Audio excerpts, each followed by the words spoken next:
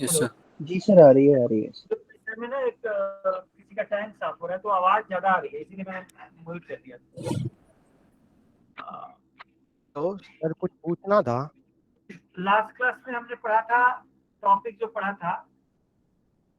हाँ जी सर, वो सर मुझे डीडीएल पूछना है, क्या होता है क्या बेटा? डीडीएल? डीडीएल।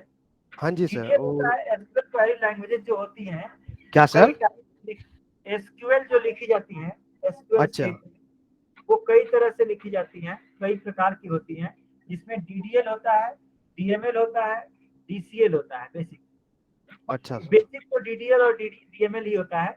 तो डीडीएल का मतलब होता है डेटा डेफिनेशन लैंग्वेज, ठीक है, ओके सर, ओके जिसके सर। अंदर कोई भी डेटा बेस से रिलेटेड क्रिएशन अल्टरेशन का काम करते हैं। जैसे मान लो कोई टेबल बनानी है तो उसकी क्वेरी जो लिखोगे वो डीडीएल के अंदर आएगा, अल्टर हाँ जी, करनी है तो वो डीडीएल के अंदर आएगा। क्लियर?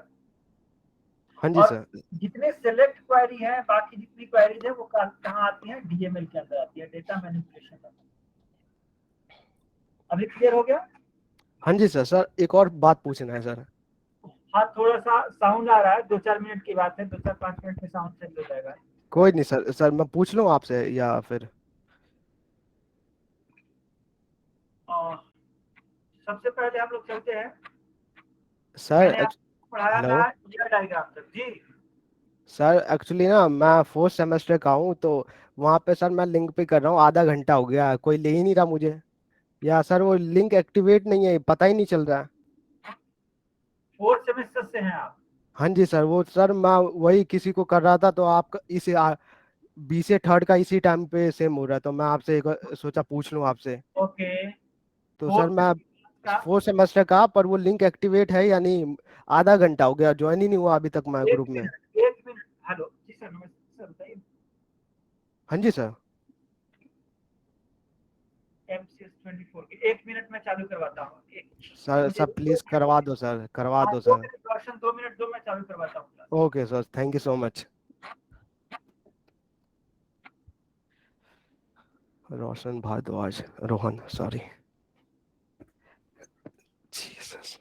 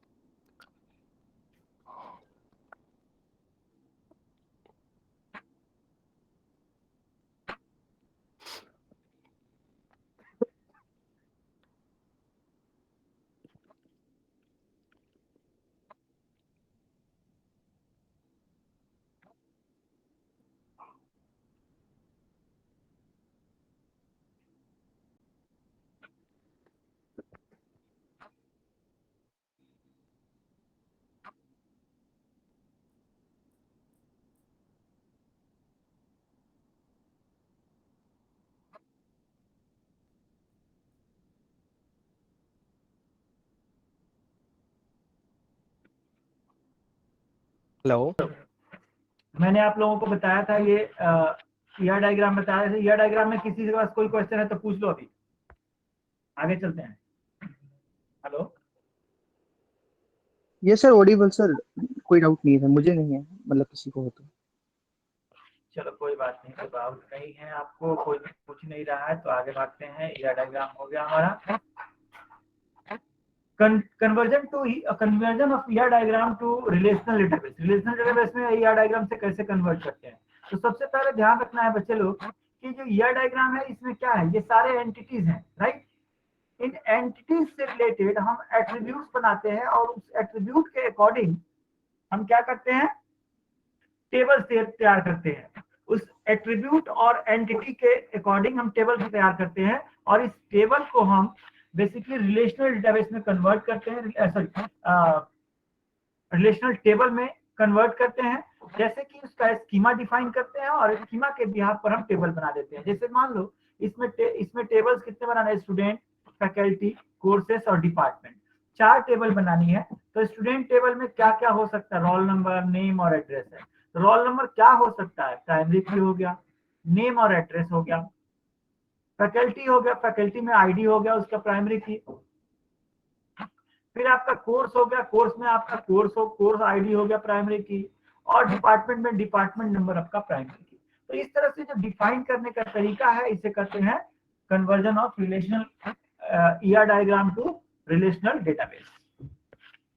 मतलब कहने का मतलब ईआर डायग्राम जो बना दिया, ईआर डायग्राम के अकॉर्डिंग जब हम डेटाबेस का टेबल तैयार करते हैं तो इसको हम कहते हैं conversion of ER diagram to database table. ठीक है,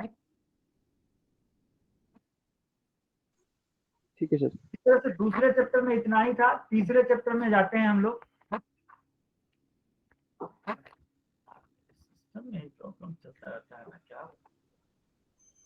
सर अगर देखी जाए तो जो ईआर हमने बनाया था उसमें भी हम एट्रीब्यूट एंड रिलेशनशिप तो हम डिफाइन कर ही रहे थे, तो उसी को हम जस्ट टेबुलर फॉर्म के अंदर उसमें हम रिलेशन टेबल के अंदर कर देंगे, यही है ना सर? बिल्कुल बच्चे, एकदम सही बोला आपने। उसी को टेबुलर फॉर्म में ला देना ही कराता है conversion of ER diagram to relational table. ठीक है,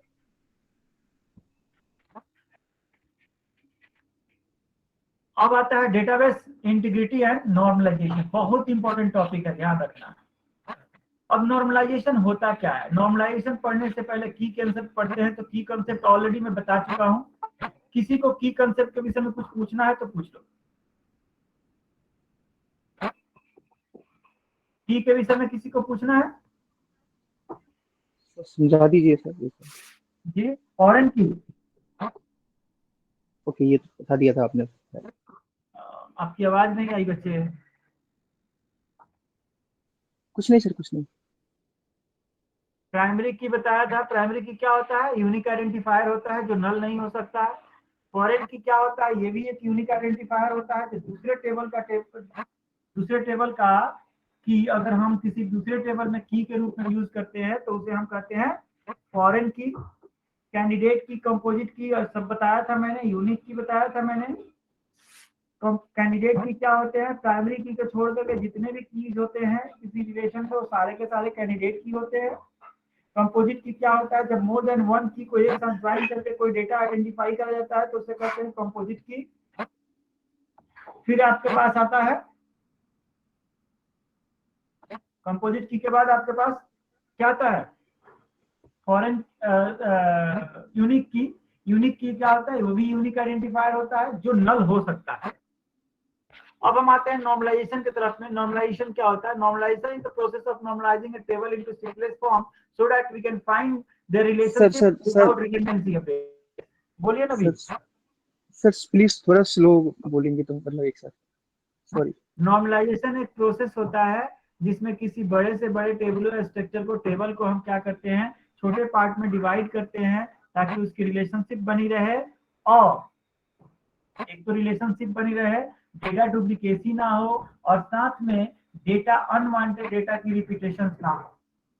जैसे मान लो कोई एक हमने टेबल बनाया, उसमें बहुत सारा रख दिया, जिस फील्ड का बार बार आना, बार बार उसे रखना हो तो उससे क्या फायदा होगा? हमें वेस्टेज ऑफ टाइम होगा और वेस्टेज ऑफ मेमोरी होगा। जैसे एग्जांपल के तौर पे हमने डिसाइड कर लिया, मान लो आप लोग बीसीए के स्टूडेंट हो, first sem, second same, third same, fourth same और फिफ्थ सेम, राइट?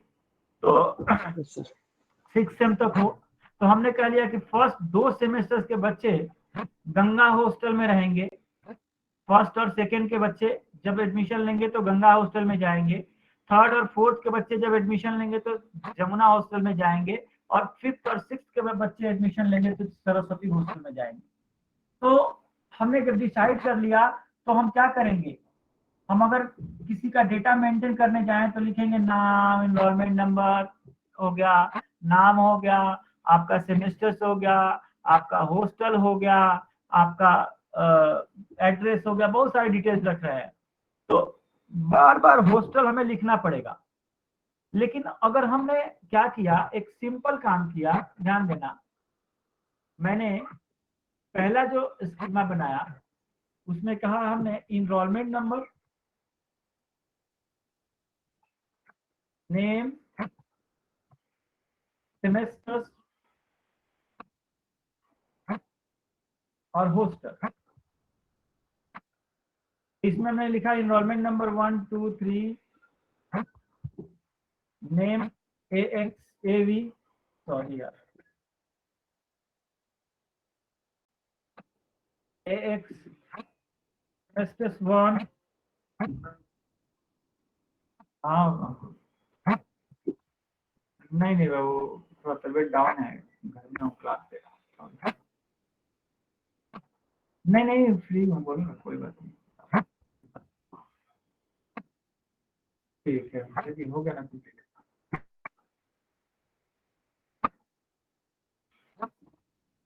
ठीक है,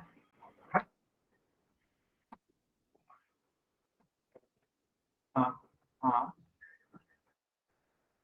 हाँ, पेमेंट तो रिलीज करनी पड़ेगी।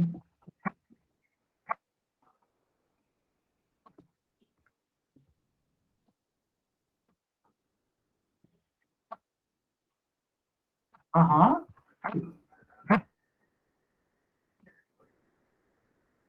बोल दिया है मैंने, बोल दिया है नवीन जी को, मैंने सब कुछ बोल दिया है कि भैया मैंने बिल तक दिखा दी है, तो उसको 1500 रुपये देने पड़ते हैं पर आवर के। ठीक है, तो ना कि पैसे रिलीज करो।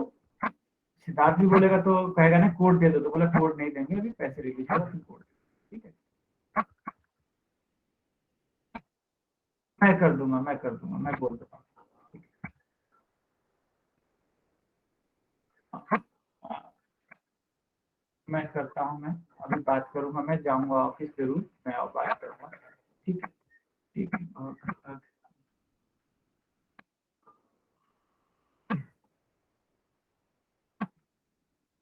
समझ में आ रहा है मैं जो डेटा बना रहा हूँ? Yes sir, yes sir. Data को बना रहा हूँ, इसको हिसाब से 1 मिनट, मुझे ना थोड़ा सा दिक्कत आ रहा है सिस्टम से। EX मैसेज में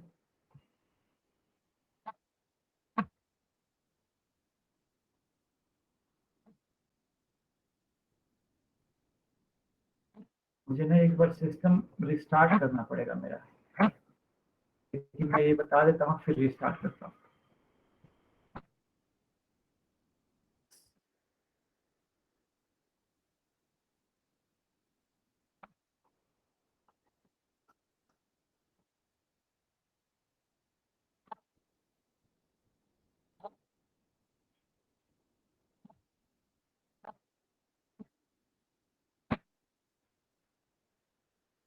ये देखो, ये डेटा मैंने बना लिया। अब इस डेटा को मैं क्या करता हूँ, इसी डेटा को मैं कॉपी करता हूँ, ऐसे बनाया। और दूसरा हमने क्या किया, ये ले लिया, इसमें हमने क्या कर दिया,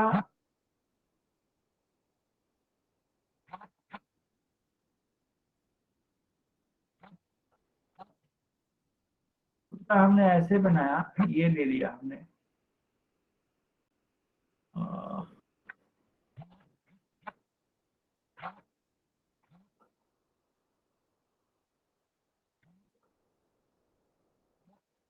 बड़ा सिस्टम दिख रहा है। हॉस्टल का लिखा हुआ, हॉस्टल हटा दिया मैंने, हॉस्टल।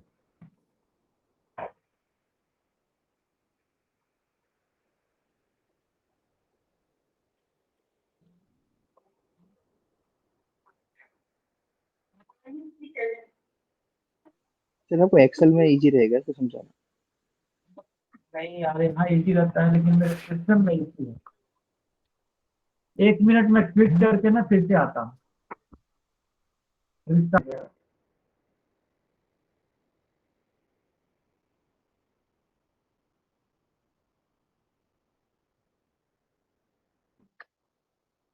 ये आ गया ना मेरा स्क्रिप्ट, जैसे मैंने लिखा था यहाँ पर।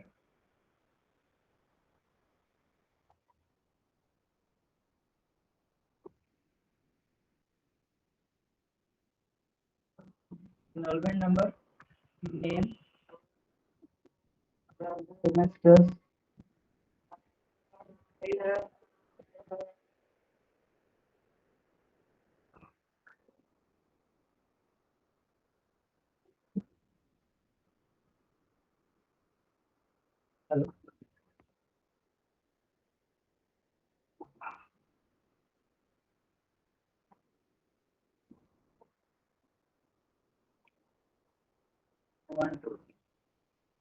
वन हमने कर दिया, ए कर दिया, सेमेस्टर 1 कर दिया,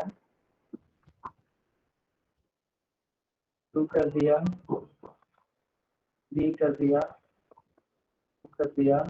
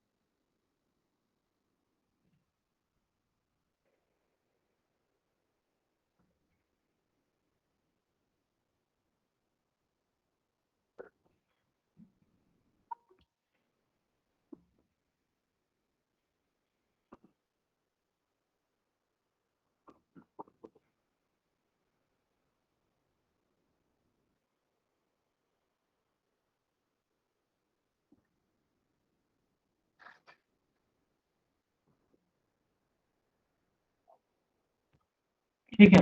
तो ये तो हमारा हो गया पहला डेटा, हमने जैसा बनाया। अब हमने क्या किया, इसी चीज को इसमें डाल दी हमने, मान लो इसमें डाल दिया, और हॉस्टल को मैंने डिलीट कर दिया।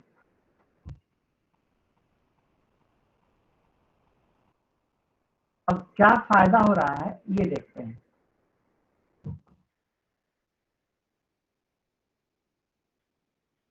हॉस्टल को डिलीट कर दिया और हमने एक नया टेबल बनाया, एक और नया टेबल बनाया, 10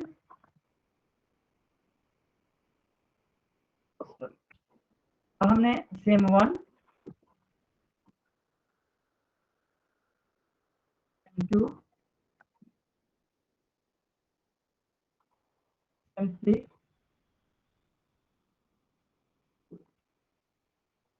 4 5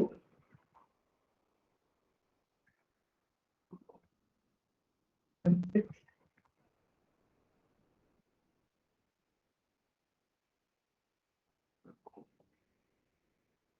अब देखो यहाँ पे क्या फायदा हो रहा है।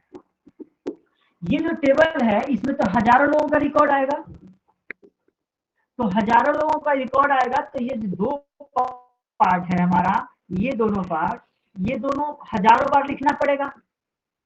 लेकिन अगर इसी को हमने दो पार्ट में डिवाइड कर दिया तो इसमें 5 फील्ड्स बार बार लिखनी पड़ रही थी, 4 फील्ड्स, इसमें 3 फील्ड्स आप लिखते चले जाओगे जितना बार लिखना होगा। और ये एक क्या हो गया, स्ट्रक्चर हो गया, जहां 1 सेमेस्टर लिखोगे 1 के भी आप पे यहाँ से मिल जाएगा, 2 के भी आप पे यहाँ से मिल जाएगा, 3 के भी आप पे मिल जाएगा, 4 के भी आप पे मिल जाएगा। तो ये क्या हो गया, नॉर्मलाइज फॉर्मेट हो गया। नॉर्मलाइज फॉर्मेट का मतलब क्या होता है कि normal form, so that we can find what, we can find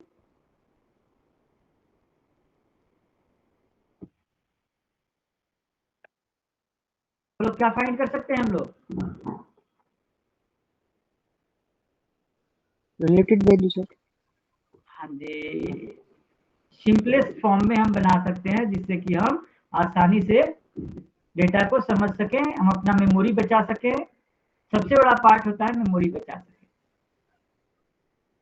तो ऐसे पार्ट को कहते हैं हम लोग तो क्या कहते हैं? सर इसमें हम ये भी कर सकते हैं सर, हम ये भी कर सकते हैं ना, तो हम जो रिलेशन टेबल हमने जो बनाया है सेमेस्टर वर्सेज हॉस्टल का, तो उसमें हम हॉस्टल को हम बार बार गंगा जमुना सरस्वती बार बार हम लिख रहे थे, so that is consuming very much space. अगर हम उसको क्या करें, हॉस्टल का एक अलग टेबल बनाए और उसका पीके फिर इसके अंदर असाइन कर दें, हम प्राइमरी की को इसके अंदर असाइन कर दें, तो ये भी हम एक थर्ड टेबल बना के भी हम कर सकते हैं। तो उससे हमें क्या करना पीके पड़ेगा तो कि इसमें है ही, पीके तो है नो ही, और पीके आप मैं असाइन मैं करने की बात कर रहे हैं।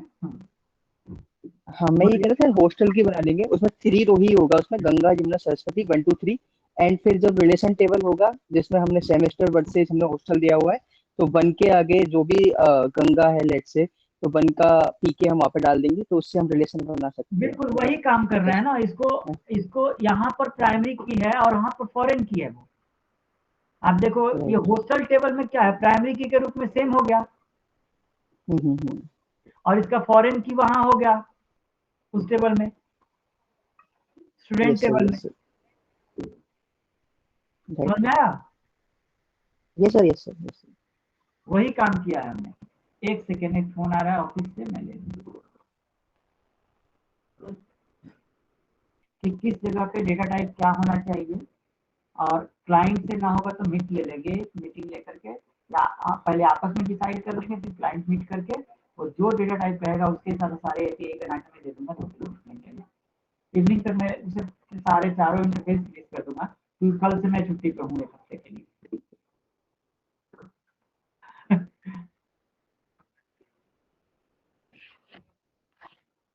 नहीं मैम, एक्चुअली मेरे ब्रदर इन लॉ की शादी है, तो मैं जा रहा हूँ अपने नेटिव विलेज।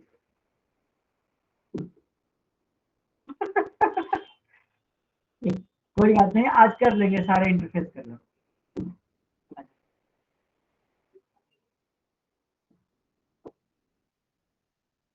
1 वीक छुट्टी ले सकते हैं, वही आपके सीएल ईयर और जो ऐसे है उसमें से मैनेज होगा ना पूरा। पूछ लीजिए, एचआर तो वही बोलेगी।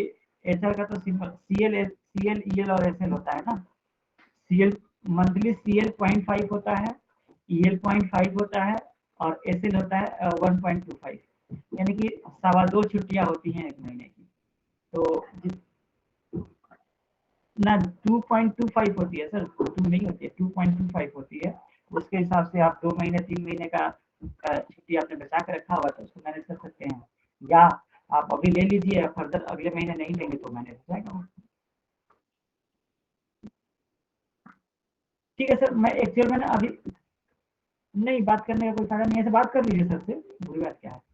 एक्चुअल मैं क्लास एक ले रहा हूँ, एक क्लास ले रहा हूँ, क्लास लेके सैटरडे संडे के दिन में क्लास लेता हूँ मैं इवनिंग की। ठीक है, ठीक ठीक ठीक है, मैं 2 बजे मैं आपसे कनेक्ट होता हूँ। ठीक है।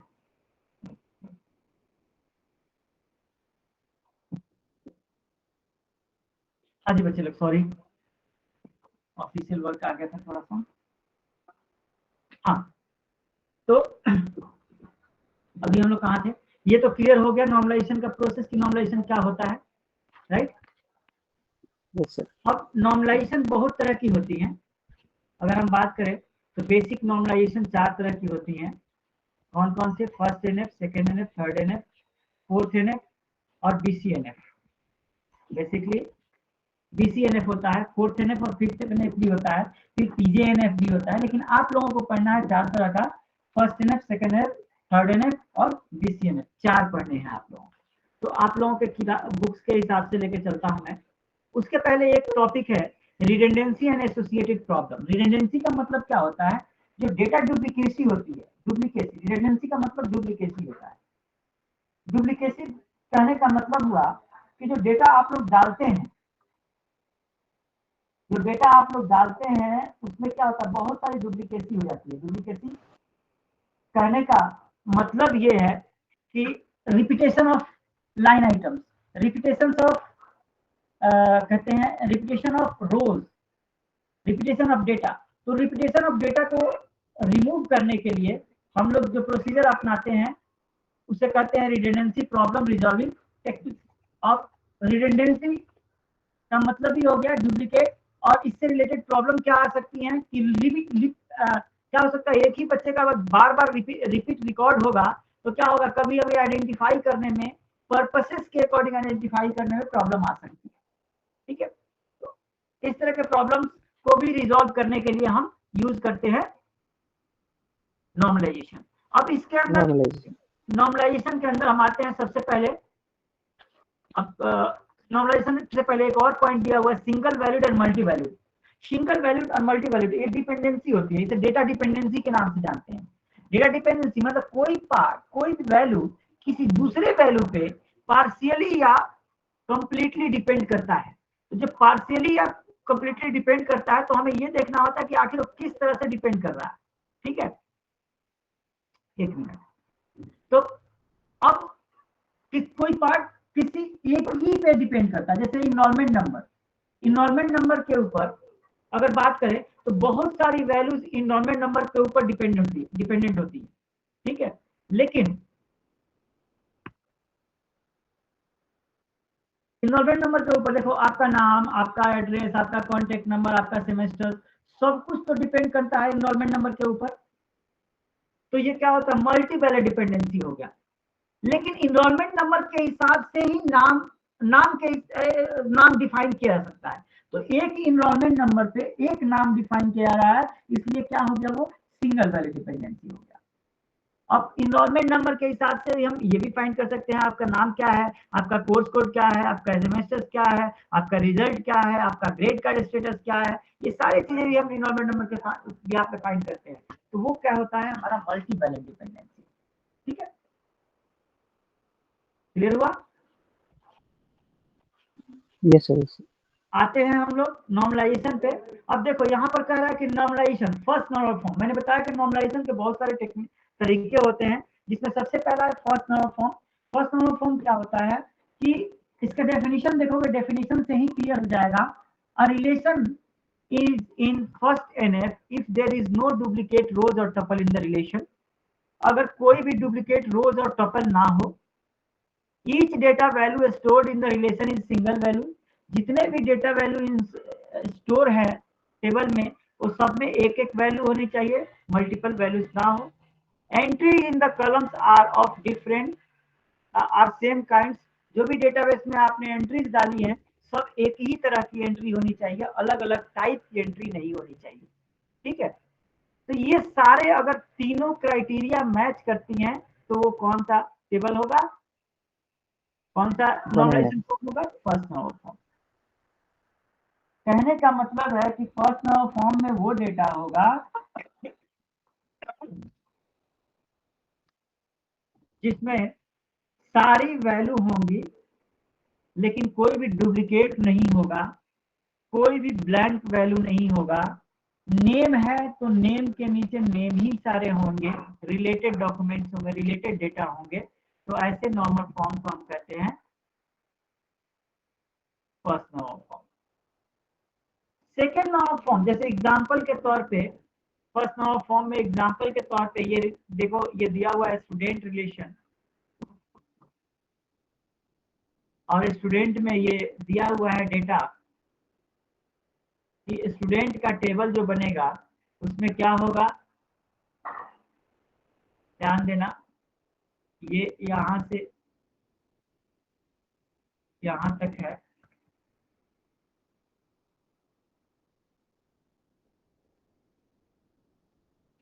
देखो, स्टूडेंट टेबल हुआ, और स्टूडेंट टेबल में हमारे पास इतने तरह के रिकॉर्ड्स हैं, जैसे कि इनरोलमेंट नंबर हो गया, स्टूडेंट नेम हो गया, एड्रेस हो गया, कॉन्टेक्ट नंबर हो गया, कोर्स नेम हो गया, इंस्ट्रक्टर हो गया, और ऑफिस हो गया।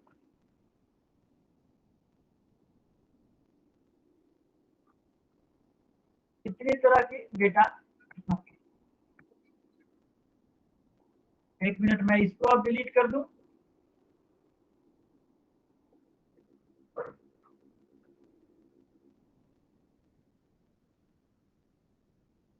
अब ये अगर हम डेटा माने, अब चलते हैं यहाँ पे फिर से।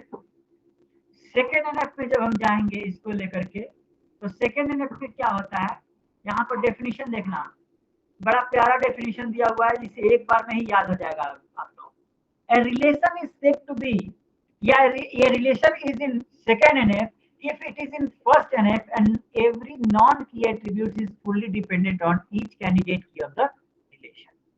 कहने का मतलब है कि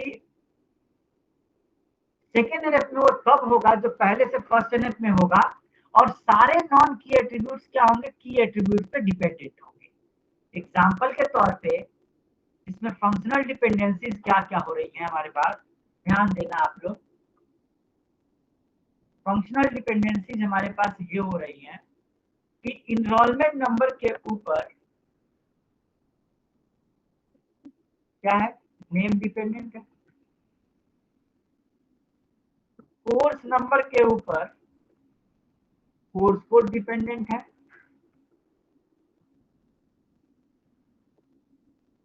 और इंस्ट्रक्टर डिपेंडेंट है, और इंस्ट्रक्टर के ऊपर ऑफिस डिपेंडेंट है। एग्जाम्पल के तौर पे अगर एग्जाम्पल लेके चले हम लोग,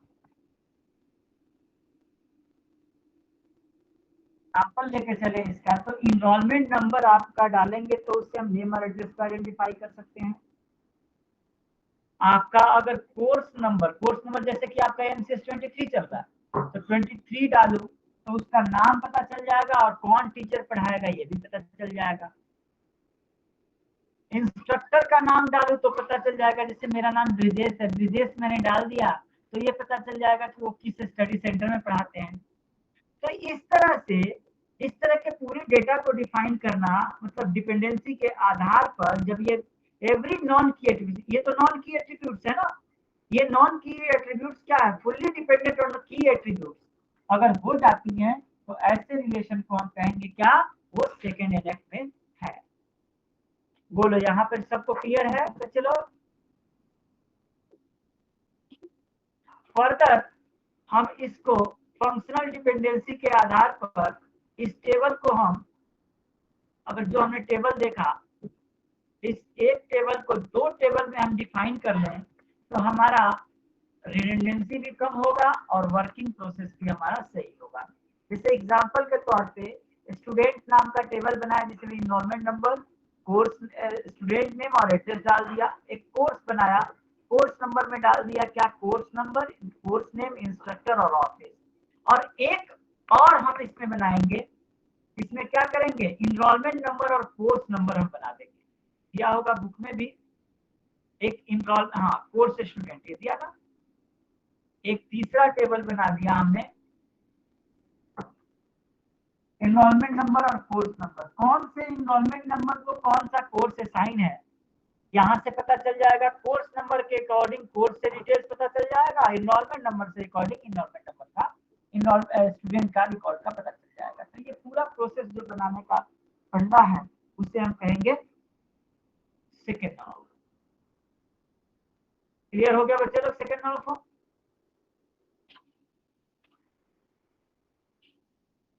अब थर्ड नॉर्मल फॉर्म,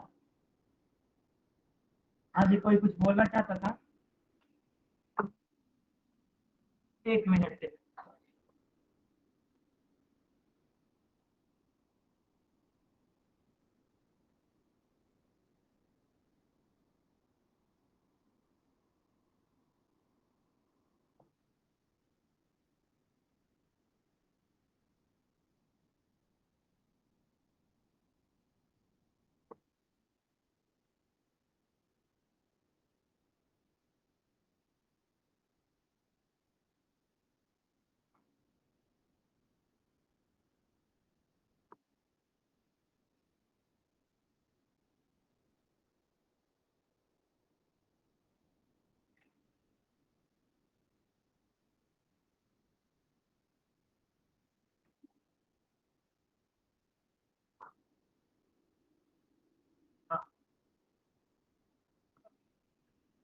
आ रही ना आवाज मेरी?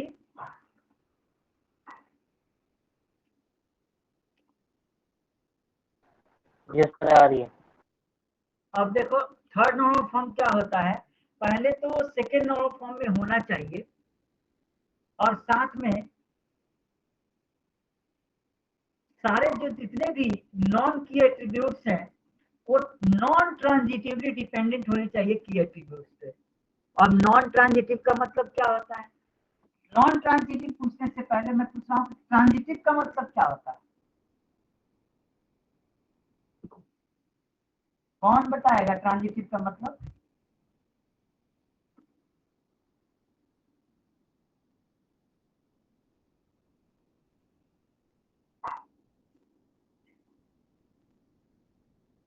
ट्रांजिटिव का मतलब होता है कि ए जो पार्ट है, ए रिलेशन बी के ऊपर डिपेंडेंट है, बी सी के ऊपर डिपेंडेंट है और सी ए के ऊपर डिपेंडेंट है। अगर इस तरह का प्रोसेस है तो क्या होगा? वो ट्रांजिटिव रिलेशन होगा, राइट।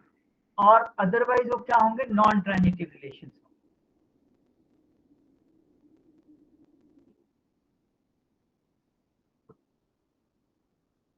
तो कोई भी ये चीज हो,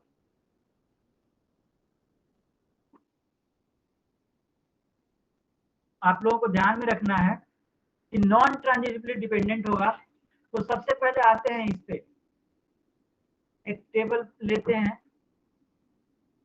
ये टेबल लेते हैं 3NF के लिए जो डिस्ट्रीब्यूट किया हुआ है और इसको लेकर मैं समझाता हूं आप लोगों को। तीन टेबल हमने सेकेंड NF में बनाए थे। अगर ध्यान होगा आप लोगों को, ध्यान है नहीं ध्यान है तो देखो सामने भी है। 3 टेबल हमने बनाए थे।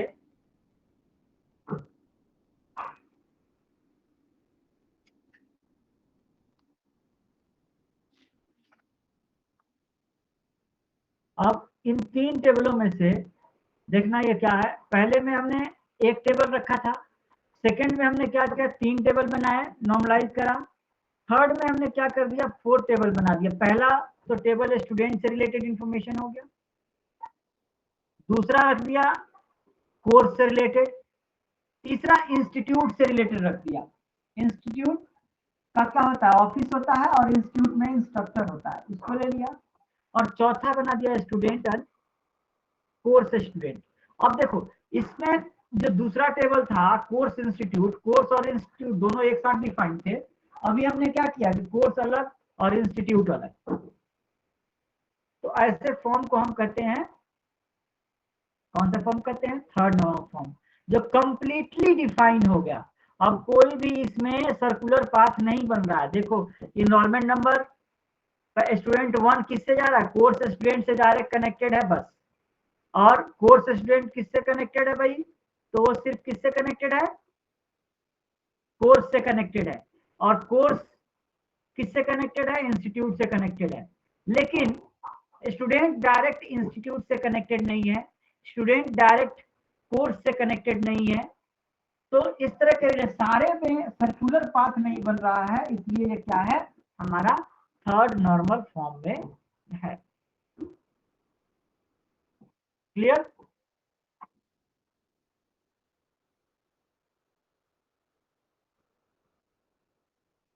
अब आते हैं थर्ड NF के बाद से हमारे पास क्या है? BCNF। BCNF का मतलब होता है boys God normal form.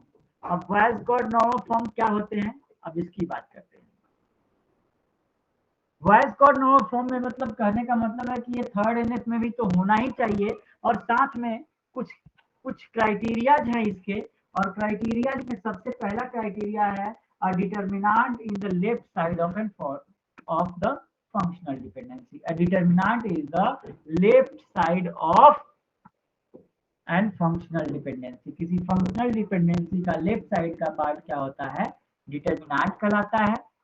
Most relations that are in 3NF is also in BCNF, but BCNF cannot be in 3NF. ये property है जो याद रखना है आप लोगों को। और BCNF थर्ड NF में क्यों नहीं है? क्या क्या कंडीशन इसके लिए, क्राइटेरिया क्या क्या मेंटेन करने पड़ते हैं? तो अ कैंडिडेट की in the relations are composite key. सबसे पहला कैंडिडेट की in the relations are composite key. Composite key होना चाहिए कैंडिडेट की सारे। And there is more than one overlapping candidate की इन द रिलेशंस। एक से ज्यादा ओवरलैपिंग कीज हो सकती हैं। There are more than one overlapping candidate की in the relations and some attributes in the keys are overlapping and some are not overlapping. some attributes in the keys are overlapping, कुछ keys overlap करती हैं और कुछ keys overlap नहीं करती हैं।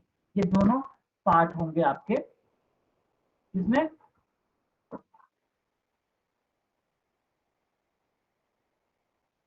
Fourth normal form में, फोर्थ नॉर्मल फॉर्म की बात करें अगर हम लोग तो डायरेक्ट रिलेशन पे चलता हूं मैं। अगर मैंने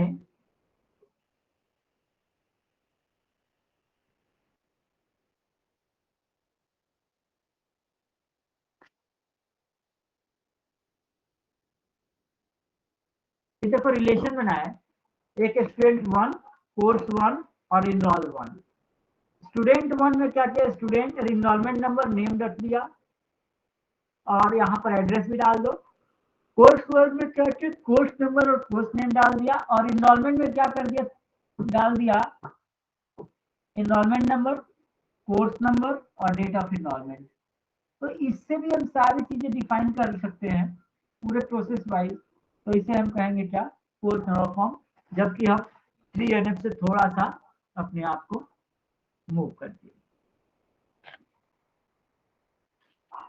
उसके बाद हायर नॉर्मल फॉर्म जैसे मैंने बताया थे वो तो आप लोगों के सिलेबस में नहीं है, आप लोगों के सिलेबस में यही 4 पढ़ने हैं। और याद रखना कभी कभी क्वेश्चन पूछ देता है कि थर्ड NF BCNF हो सकता है, सॉरी थर्ड NF BCNF हो सकता है लेकिन BCNF थर्ड NF क्यों नहीं हो सकता, एक्सप्लेन करो। तो उसके लिए ये क्वेश्चन अक्सर पूछता है। तो इसके लिए हमने बताया ये जो कंडीशंस है ना, ये कंडीशंस याद कर लेने हैं आप लोगों को, ये कंडीशंस लिख देने हैं आपको।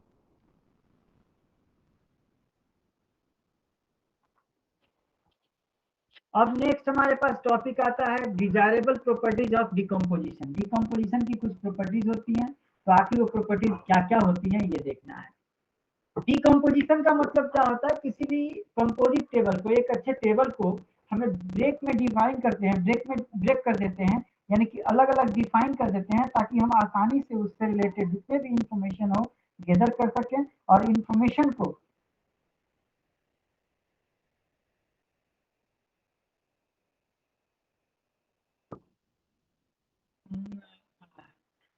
को हम रिलेशन के आधार पर अलग अलग डिफाइन कर लें, अलग अलग पार्ट कर लें, जिससे कि हमें फ्यूचर में कभी भी डेटा आइडेंटिफाई करने में प्रॉब्लम ना आए। ऐसे पार्ट को हम कहते हैं प्रॉपर्टीज ऑफ डिकम्पोजिशन। और इस डिकम्पोजिशन प्रॉपर्टी में सबसे पहले आता है एट्रीब्यूट प्रिजर्वेशन। एट्रीब्यूट प्रिजर्वेशन का मतलब क्या है, क्या समझते हो आप लोग एट्रीब्यूट प्रिजर्वेशन से?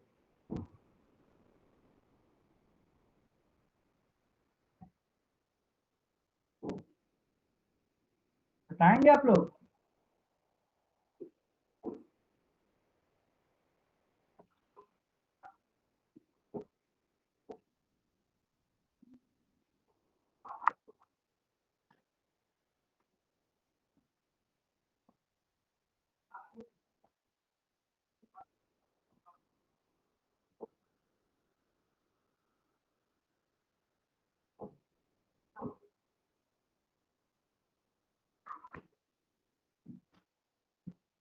नहीं बताएंगे आप लोग, कोई बात नहीं।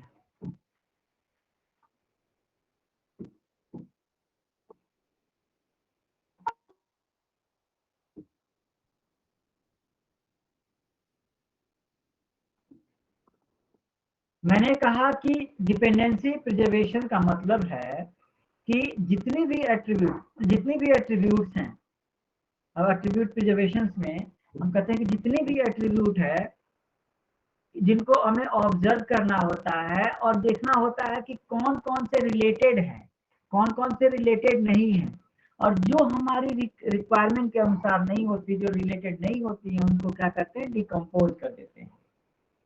डिकम्पोज करने का मतलब क्या होता है, उस पर्टिकुलर रिलेशन से बाहर कर देते हैं। ठीक है, अब ये डिपेंडेंसी बहुत तरह की होती है, जैसे लूजलेस ज्वाइंट डिकम्पोजिशन की बात कर रहे हैं। डिकम्पोजिशन बहुत तरह से हम करते हैं।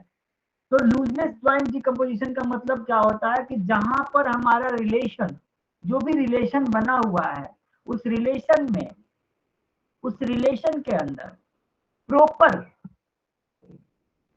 प्रॉपर वर्किंग प्रिंसिपल नहीं चल रहा है, यानी कि प्रॉपर हमारा रिलेशन कीज कंसेप्ट को नहीं मेंटेन किया गया है, वो क्या होती है, लूजलेस ज्वाइन डिकम्पोजिशन के नाम से जानती है।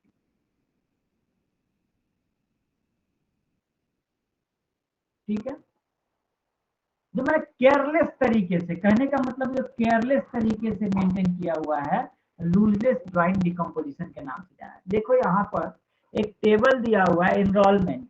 इनरोलमेंट में स्टूडेंट नंबर हो गया, कोर्स नंबर हो गया, डेट इनरोल्ड हो गया, रूम नंबर हो गया और इंस्ट्रक्टर हो गया। ठीक है, तो यहाँ पर हमने क्या कर दिया, लिख दिया क्या, इनरोलमेंट नंबर, स्टूडेंट नंबर हो गया, कोर्स नंबर हो गया, डेट ऑफ इनरोलमेंट हो गया, रूम नंबर हो गया, इंस्ट्रक्टर हो गया।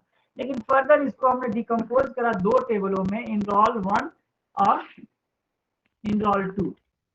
देखा आपने ध्यान से, अगर आप देखोगे तो इसी डेटा को हमने क्या किया, इनरोलमेंट कोर्स नंबर रख दिया, स्टूडेंट नंबर रख दिया, कोर्स नंबर रख दिया, डेट ऑफ इनरोलमेंट रख दिया, और बाकी को क्या किया, डेट ऑफ इनरोलमेंट के हिसाब से रख दिया, दो पार्ट में डिफाइन कर दिया। तो इससे क्या हुआ हमारा, ये हमने डिकम्पोज कर लिया अपने बिहार पर, अपने इच्छा के अनुसार कि किसको कहाँ रखना है, कौन सा पार्ट यूज करना है, हमें अपनी इच्छा के मुताबिक हमने इसको डिकम्पोज कर लिया, अपने वर्क के अकॉर्डिंग हमने डिकम्पोज कर लिया, अलग अलग डिफाइन कर लिया। डिपेंडेंसी प्रिजर्वेशन, डिपेंडेंसी प्रिजर्वेशन क्या होता है, जैसे जितने भी लूजनेस डिकम्पोजिशन होती है हमारी, उसको कंस्ट्रेंट्स के लिए, डिपेंडेंसी को कंस्ट्रेंट के रूप में यूज करना एज पर द रिक्वायरमेंट्स,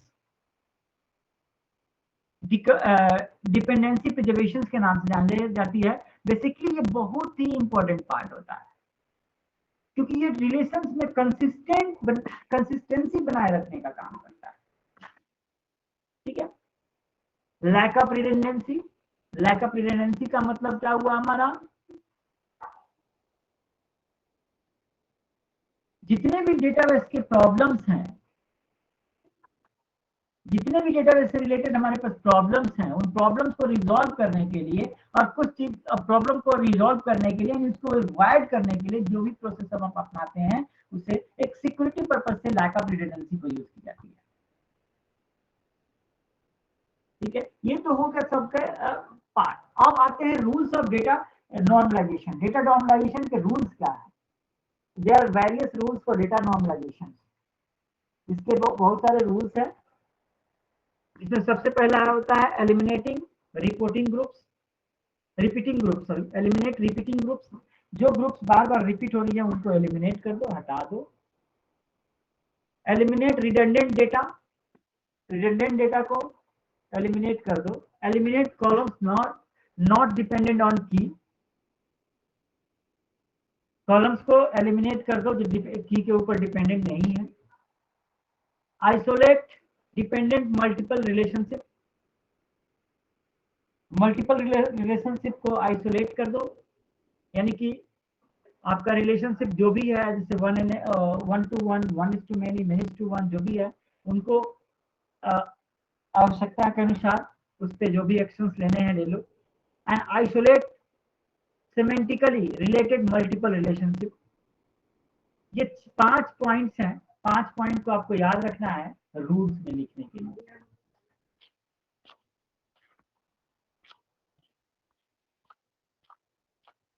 इस तरह से थर्ड चैप्टर आपका यहीं पे खत्म हो जाता है। अब यहाँ फोर्थ चैप्टर की बात करते हैं।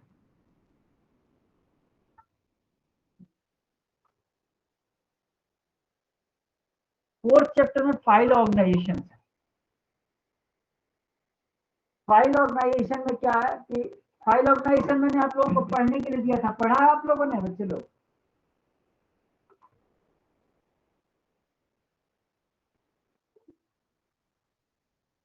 हेलो,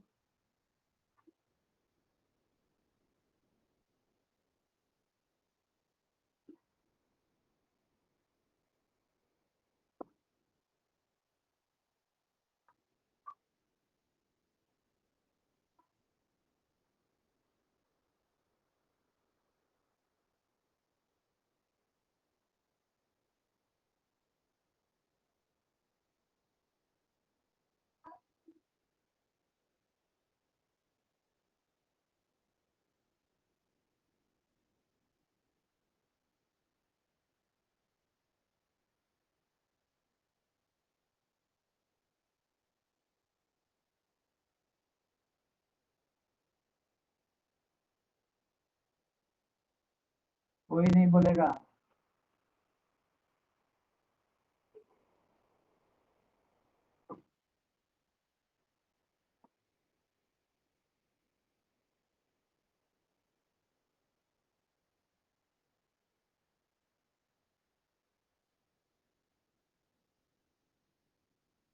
एक मिनट बच्चे लोग, कोई नहीं बोलेगा बच्चे लोग, बोलो यार।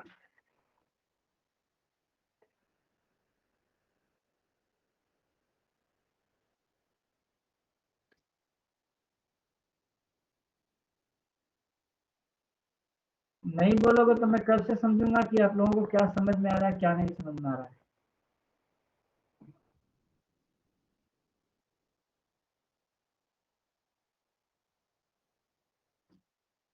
यस, सूरज, तुषार,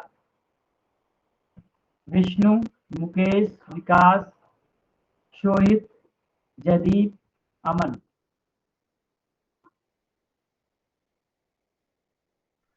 नहीं सर, कुछ पढ़ा नहीं था। अच्छा, नहीं पढ़े हो, कोई बात नहीं है। मेरे कहने का मतलब कि थोड़ा पढ़ोगे ना आप लोग भी तो क्लियर होगा, जी सर। चीजें क्लियर होंगी और रिप्लाई करने में मजा भी आएगा आप लोगों को भी। एक रुक जाओ, एक बच्चे लोगों को रिप्लाई है, उनका रिप्लाई कर दो, रिप्लाई कर दो इनको मैं। इनका क्वेश्चन है ये असाइनमेंट कहाँ सबमिट करें।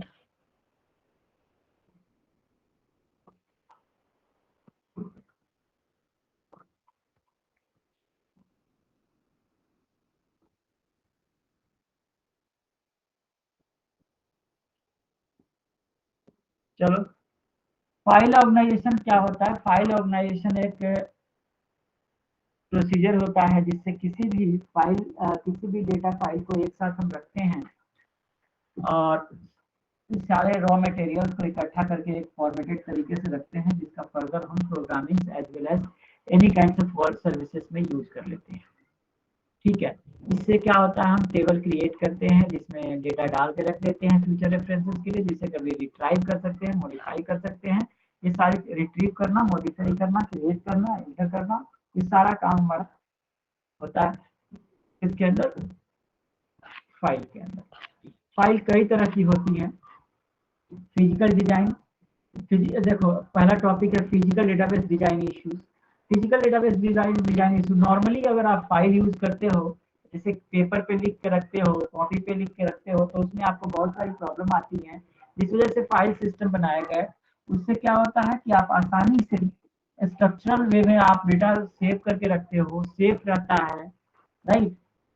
फिजिकल, अब इसके अंदर भी फिजिकल डिजाइन होते हैं, यानी फिजिकल डिजाइन का मतलब आपको कौन सा डेटा रखना है, तो किस तरह का वो डेटा होना चाहिए, किस तरह के उसके अंदर के स्ट्रक्चर होने चाहिए, किस तरह का प्रोसेस होना चाहिए, क्या क्या उसमें लिखना है, ये सब डिफाइन करना, किस किस को ऑथराइज करना है, कैसे कैसे यूजर इसको देख सकेंगे, कैसे कैसे यूजर इसमें क्या क्या काम कर सकेंगे, ये पूरा डिफाइन करना हमारा कहलाता है physical database design issues structure के नाम से। ठीक है, अब हम बात करते हैं इसमें,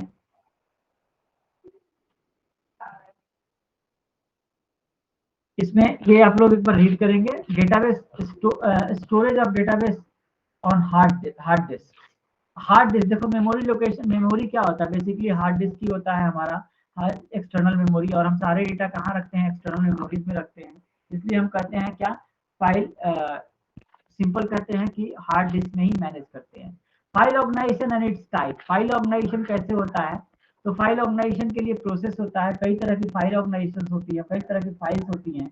अब मान लो कि सारी की सारी फाइल्स क्या होते हैं, एक डेटा के ऊपर, एक की के ऊपर, नाम के ऊपर, किसी न किसी चीज के पैटर्न के बिहाफ पे ही उसको चेक किया जाता है। जैसे वन एक्सेस की, आप देखोगे ये फिगर, वन एक्सेस की अगर यस है तो पूछेगा कि सीक्वेंशियल फाइल ओनली, सीक्वेंशियल कहेगा तो सीक्वेंशियल की तरफ चला जाएगा, सीक्वेंशियल करेगा तो इधर चला जाएगा, यस होगा तो, नो हुआ तो डायरेक्ट की तरफ गया, डायरेक्ट एक्सेस में कहेगा डायरेक्ट एक्सेस ओनली, अगर डायरेक्ट एक्सेस ओनली तो डायरेक्ट ऑर्गेनाइजेशन में चला जाएगा और जाकर के हैशिंग में चला जाएगा। ये डिसीजन मेकिंग टेबल है, बेसिकली डिसीजन ट्री है। और अगर नहीं कर रहा है कि डायरेक्ट एक्सेस नहीं है तो कहाँ जाएगा, नो में जाएगा, तो इंडेक्स सीक्वेंशियल में जाएगा। इंडेक्स सीक्वेंशियल से क्या आएगा, बी ट्री आएगा, बाइनरी ट्री आएगा और बी प्लस ट्री आ जाएगा। 3 तरह के मेथडोलॉजी होंगे। अगर वन एक्सेस की नहीं है, मल्टीपल एक्सेस की है, तो मल्टी की ऑर्गेनाइजेशन में जाएगा। मल्टी की में कहेगा कि क्या इन्वर्टेड है कि मल्टी वैल्यूड है या मल्टी लिस्ट है। इन्वर्टेड का मतलब एक ही लिस्ट में मल्टीपल वैल्यूज रहेंगी, मल्टी कीज के हिसाब से डिफाइन करेंगे। और मल्टी लिस्ट में क्या होता है, डिफरेंट लिस्ट होंगे और उसमें डिफरेंट की के बिहाफ पे आइडेंटिफाई करेंगे। तो ये सारे प्रोसेस होते हैं आपके फाइल ऑर्गेनाइजेशन के टेक्निक टाइप्स एंड टैक्टिक्स के लिए। अब आते हैं हम लोग सीक्वेंशियल फाइल ऑर्गेनाइजेशन क्या है, डायरेक्ट फाइल क्या है, इंडेक्स फाइल क्या है। सीक्वेंशियल फाइल ऑर्गेनाइजेशन वो फाइल ऑर्गेनाइजेशन होता है जिसमें क्या करते हैं, सीक्वेंस में हम डेटा स्टोर करते हैं। सीक्वेंस में करने का मतलब कि जैसे जैसे हमारे पास रिकॉर्ड आते आता है वैसे वैसे हम स्टोर करते चले जाते हैं, तो उसे सीक्वेंशियल की ऑर्गेनाइजेशन के नाम से जानते हैं। वही अगर डायरेक्ट एक्सेस की बात कर रहे हैं तो डायरेक्ट एक्सेस में हमारा क्या होता है कि डायरेक्ट फाइल आती है हमारे पास। डायरेक्ट फाइल आती है का मतलब हो गया, डायरेक्ट फाइल का मतलब होगा कि हम किसी न किसी की के आधार पर, जैसे आप अपना इनरोलमेंट नंबर डालेंगे और आपका पर्सनल रिकॉर्ड मिल जाता है, तो क्या होता है, डायरेक्ट की और डायरेक्ट फाइल होता है। डायरेक्ट फाइल में भी क्या होता है, डायरेक्ट फाइल के बाद एक इंडेक्स फाइल होते हैं। इंडेक्स का मतलब क्या होता है कि ग्रुपिंग बना के रखते हैं हम लोग। जैसे मान लो ए वाले ग्रुप का डेटा सारा एक साथ होता है, बी वाले ग्रुप का डेटा सारा एक साथ होता है, सी वाला सारा अलग होता है। तो इस तरह के फाइल को क्या कहते हैं, इंडेक्स कहते हैं। और इंडेक्स में भी सीक्वेंशियल होता है कि ए में ए आपने प्रेस किया अपने मोबाइल में, ए वाला सारा आ गया, जेड प्रेस किया, जेड वाले सारे रिकॉर्ड आ गया, उसमें एक एक करके आपने सर्च कर लिया। तो ये हो गया इंडेक्स सीक्वेंशियल फाइल ऑर्गेनाइजेशन। इस तरह से फाइल ऑर्गेनाइजेशन में ये सारे पॉइंट्स हैं, अगर आप लोग देखेंगे।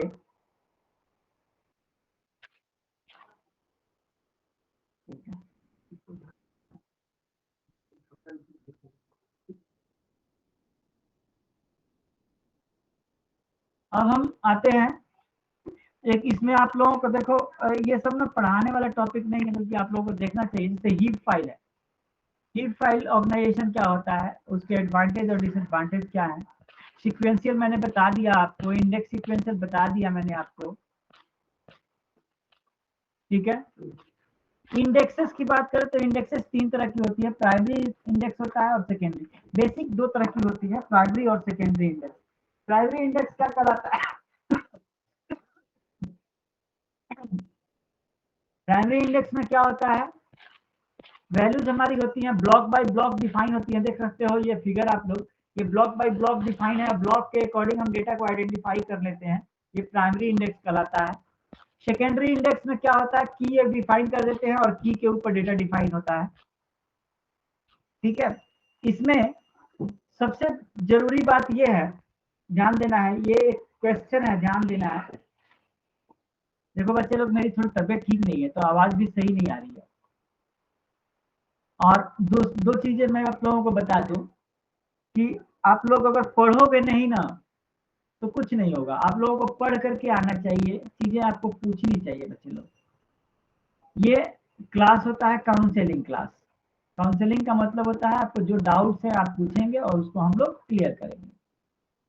तो प्लीज पढ़ाई करो, जहां डाउट होगा पूछो। हम लोगों का रिलेशनशिप गार्जियन का और बच्चे का है, तो इसमें घबराने की बात नहीं है। आप लोग जो जैसे चाहोगे पूछ सकते हो, ठीक है। तो ये एक क्वेश्चन है जो आप लोगों को करना है। मैं थोड़ा सा वेल फील नहीं कर रहा हूँ तो आज का क्लास स्टॉप करूंगा मैं, और बाकी ये चैप्टर आप लोग पूरा रीड कर लेंगे। जो डाउट होगा, ठीक है सर। इस तरह से दूसरे चैप्टर में इतना ही था। तीसरे चैप्टर में जाते हैं हम लोग। प्रॉब्लम चलता रहता है ना क्या। सर अगर देखी जाए तो जो ईआर हमने बनाया था उसमें भी हम एट्रीब्यूट एंड रिलेशनशिप तो हम डिफाइन कर ही रहे थे, तो उसी को हम जस्ट टेबुलर फॉर्म के अंदर उसमें हम रिलेशन टेबल के अंदर कर देंगे, यही है ना सर? बिल्कुल बच्चे, एकदम सही बोला आपने। उसी को टेबुलर फॉर्म में ला देना ही कराता है conversion of ER diagram to relational type, ठीक है।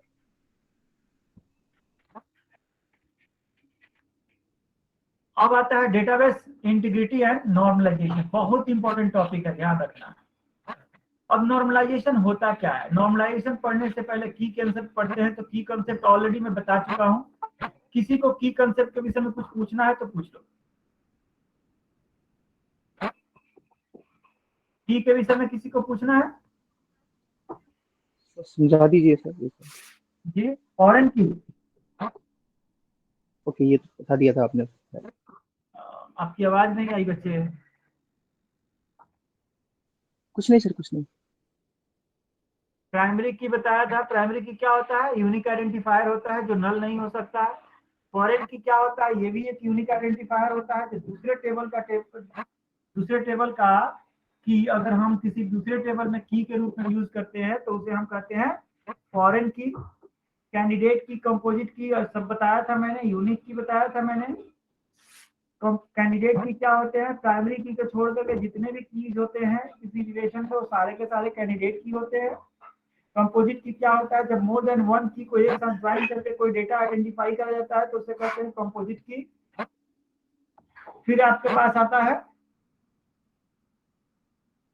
कंपोजिट की के बाद आपके पास क्या आता है? फॉरेन यूनिक की। यूनिक की क्या होता है? वो भी यूनिक आइडेंटिफायर होता है जो नल हो सकता है। अब हम आते हैं नॉर्मलाइजेशन की तरफ में। नॉर्मलाइजेशन क्या होता है? Normalization is the process of normalizing a table into simplest form so that we can find the sir relationship sir sir without redundancy of it. बोलिए नबी। सर सर प्लीज थोड़ा स्लो बोलेंगे तो मतलब एक साथ। सॉरी। नॉर्मलाइजेशन एक process होता है जिसमें किसी बड़े से बड़े टेबल टेबल को हम क्या करते हैं, छोटे पार्ट में डिवाइड करते हैं ताकि उसकी रिलेशनशिप बनी रहे। और एक तो रिलेशनशिप बनी रहे, डेटा डुप्लीकेसी ना हो, और साथ में डेटा अनवांटेड डेटा की रिपीटेशन ना हो। जैसे मान लो कोई एक हमने टेबल बनाया, उसमें बहुत सारा रख दिया, जिस फील्ड का बार बार उसे रखना हो तो उससे क्या फायदा होगा? हमें वेस्टेज ऑफ टाइम होगा और वेस्टेज ऑफ मेमोरी होगा। जैसे एग्जांपल के तौर पे हमने डिसाइड कर लिया, मान लो आप लोग बीसीए के स्टूडेंट हो, first sem, second same, third same, fourth same और फिफ्थ सेम, राइट? तो यस सर। 6 सेम तक हो। तो हमने कह लिया कि फर्स्ट 2 सेमेस्टर्स के बच्चे गंगा हॉस्टल में रहेंगे। फर्स्ट और सेकंड के बच्चे जब एडमिशन लेंगे तो गंगा हॉस्टल में जाएंगे। थर्ड और फोर्थ के बच्चे जब एडमिशन लेंगे तो जमुना हॉस्टल में जाएंगे। और फिफ्थ और सिक्स के बच्चे एडमिशन लेंगे तो सरस्वती हॉस्टल में जाएंगे। तो हमने जब डिसाइड कर लिया तो हम क्या करेंगे? हम अगर किसी का डेटा मेंटेन करने जाएं तो लिखेंगे नाम, एनरोलमेंट नंबर हो गया, नाम हो गया, आपका सेमेस्टर्स हो गया, आपका हॉस्टल हो गया, आपका एड्रेस हो गया, बहुत सारी डिटेल्स रख रहे हैं। तो बार बार हॉस्टल हमें लिखना पड़ेगा। लेकिन अगर हमने क्या किया, एक सिंपल काम किया, ध्यान देना, मैंने पहला जो स्कीमा बनाया उसमें कहा हमने इनरोलमेंट नंबर, नेम, सेमेस्टर्स और हॉस्टल। इसमें मैंने लिखा enrollment number 1 2 3, name AXAV, sorry यार, AX सेमेस्टर्स 1। हाँ, नहीं नहीं वो थोड़ा तबियत डाउन है, घर में हूँ, क्लास से। नहीं नहीं फ्री हूँ, बोलो ना, कोई बात नहीं। ठीक है, हो गया ना कुछ?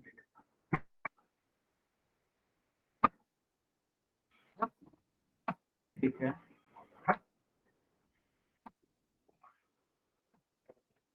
हाँ हाँ हाँ, पेमेंट तो रिलीज करनी पड़ेगी।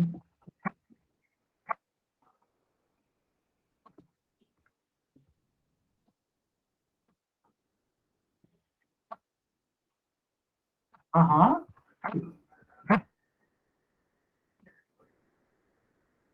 बोल दिया है मैंने, बोल दिया है नवीन जी को, मैंने सब कुछ बोल दिया है कि भैया मैंने बिल तक दिखा दी है, तो उसको 1500 रुपये देने पड़ते हैं पर आउट के। ठीक है, तो ना कि पैसे रिलीज करो, सिद्धार्थ भी बोलेगा तो कहेगा ना कोड दे दो, तो बोला कोड नहीं देंगे, अभी पैसे रिलीज करो फिर कोड। ठीक है, मैं कर दूंगा, मैं बोल देता हूँ।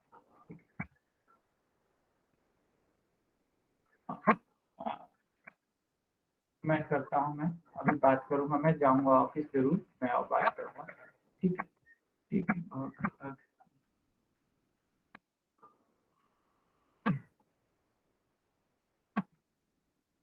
समझ में आ रहा है मैं जो डेटा बना रहा हूँ? Yes sir, yes sir. Data को बना रहा हूँ, इसको हिसाब से 1 मिनट, मुझे ना थोड़ा सा दिक्कत आ रहा है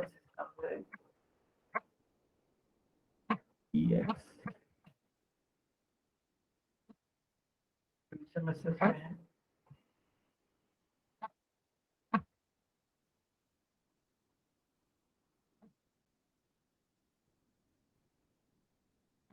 मुझे ना एक बार सिस्टम रिस्टार्ट करना पड़ेगा मेरा, लेकिन मैं ये बता देता हूँ फिर रिस्टार्ट करता हूँ।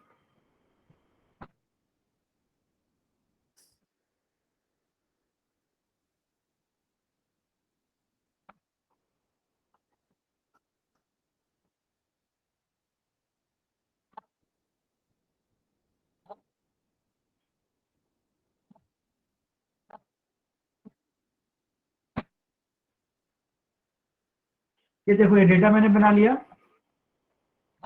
अब इस डेटा को मैं क्या करता हूँ, इसी डेटा को मैं कॉपी करता हूँ, ऐसे बनाया। और दूसरा हमने क्या किया, ये ले लिया, इसमें हमने क्या कर दिया,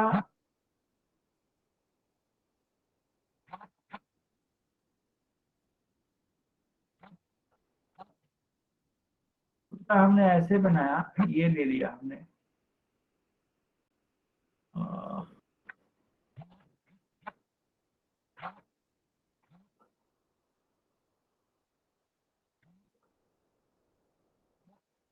बड़ा सिस्टम लिख, हॉस्टल का लिखा हुआ, हॉस्टल हटा दिया मैंने, हॉस्टल।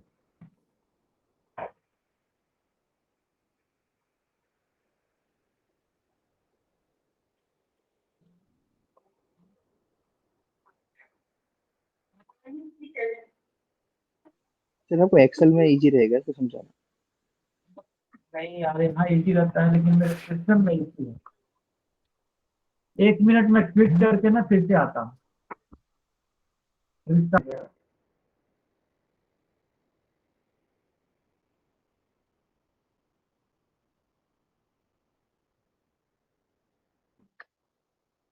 ये आ गया ना मेरा स्क्रिप्ट, जैसे मैंने लिखा था यहाँ पर,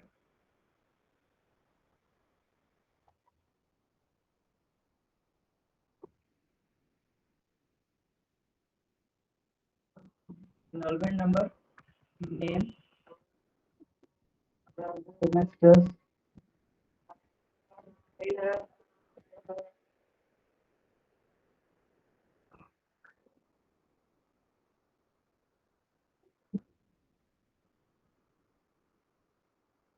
हेलो,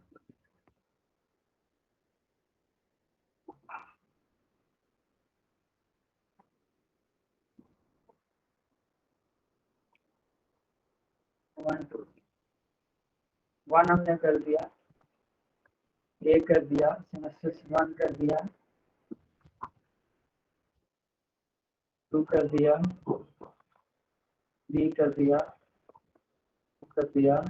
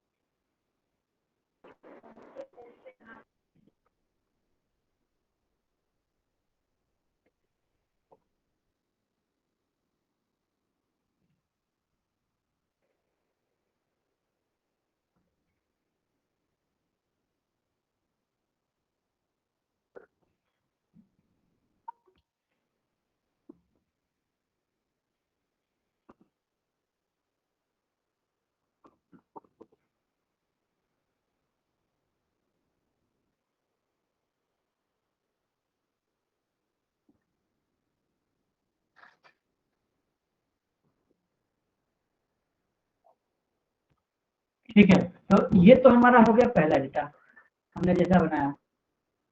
अब हमने क्या किया, इसी चीज को इसमें डाल दिया हमने, मान लो इसमें डाल दिया और हॉस्टल को मैंने डिलीट कर दिया।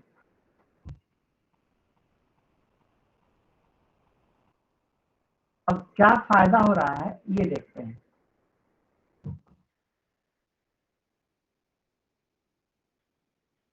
हॉस्टल को डिलीट कर दिया और हमने एक नया टेबल बनाया, एक और नया टेबल बनाया, 10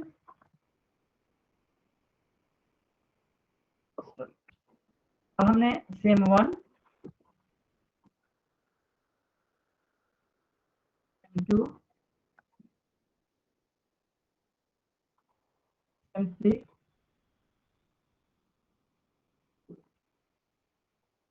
4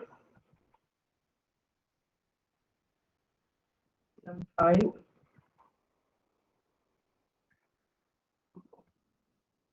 6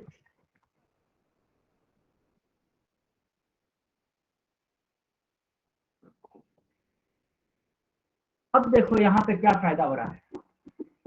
ये जो टेबल है इसमें तो हजारों लोगों का रिकॉर्ड आएगा, तो हजारों लोगों का रिकॉर्ड आएगा, तो ये जो दो पार्ट है हमारा, ये दोनों पार्ट, ये दोनों हजारों बार लिखना पड़ेगा। लेकिन अगर इसी को हमने दो पार्ट में डिवाइड कर दिया तो इसमें 5 फील्ड्स बार बार लिखनी पड़ रही थी, 4 फील्ड्स, इसमें 3 फील्ड्स आप लिखते चले जाओगे जितना बार लिखना होगा। और ये एक क्या हो गया, स्ट्रक्चर हो गया, जहां 1 सेमेस्टर लिखोगे 1 के भी आप पे यहाँ से मिल जाएगा, 2 के भी आप पे यहाँ से मिल जाएगा, 3 के भी आप पे मिल जाएगा, 4 के भी आप पे मिल जाएगा। तो ये क्या हो गया, नॉर्मलाइज फॉर्मेट हो गया। नॉर्मलाइज फॉर्मेट का मतलब क्या होता है कि normal form, so that we can find what, we can find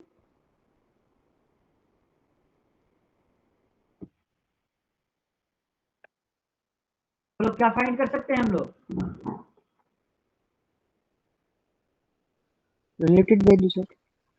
हाँ जी, सिंपलेस्ट फॉर्म में हम बना सकते हैं जिससे कि हम आसानी से डेटा को समझ सकें, हम अपना मेमोरी बचा सकें। सबसे बड़ा पार्ट होता है मेमोरी बचा सकें। तो ऐसे पार्ट को कहते हैं हम लोग तो क्या कहते हैं, सर इसमें हम ये भी कर सकते हैं सर, हम ये भी कर सकते हैं ना, तो हम जो रिलेशन टेबल हमने जो बनाया है सेमेस्टर वर्सेज हॉस्टल का, तो उसमें हम हॉस्टल को हम बार बार गंगा जमुना सरस्वती बार बार हम लिख रहे थे, so that is consuming very much space. अगर हम उसको क्या करें, हॉस्टल का एक अलग टेबल बनाए और उसका पीके फिर इसके अंदर असाइन कर दें, हम प्राइमरी की को इसके अंदर असाइन कर दें, तो ये भी हम एक थर्ड टेबल बना के भी हम कर सकते हैं। तो उससे हमें क्या करना पीके पड़ेगा तो कि इसमें है ही, पीके तो है ही, और पीके आप असाइन मैं कर रहे हैं। हाँ, मैं ये कह रहा था हॉस्टल की बना लेंगे, उसमें 3 रो ही होगा, उसमें गंगा जमुना सरस्वती 1 2 3, एंड फिर जब रिलेशन टेबल होगा जिसमें हमने सेमेस्टर वर्सेस हमने हॉस्टल दिया हुआ है, तो 1 के आगे जो भी गंगा है लेट से, तो 1 का पीके हम वहाँ पे डाल देंगे, तो उससे हम रिलेशन बना सकते हैं। बिल्कुल वही काम कर रहे हैं ना, इसको यहाँ पर प्राइमरी की है और वहाँ पर फॉरेन की है। वो आप देखो ये हॉस्टल टेबल में क्या है, प्राइमरी की के रूप में सेम हो गया, और इसका फॉरेन की वहां हो गया उस टेबल में, स्टूडेंट टेबल में। समझ में आया? Yes sir, yes sir, yes sir. वही काम किया है हमने। एक सेकेंड, एक फोन आ रहा है ऑफिस से, मैं ले लूं कि किस जगह पे डेटा टाइप क्या होना चाहिए, और क्लाइंट से ना होगा तो मीट ले लेंगे, मीटिंग लेकर के, या पहले आपस में डिसाइड कर लेंगे, फिर क्लाइंट मीट करके और जो डेटा टाइप कहेगा उसके हिसाब से सारे एक एनाटॉमी दे दूंगा 2 किलो के लिए। इवनिंग तक मैं उसे सारे चारों इंटरफेस रिलीज कर दूंगा, क्योंकि कल से मैं छुट्टी पे हूँ 1 हफ्ते के लिए।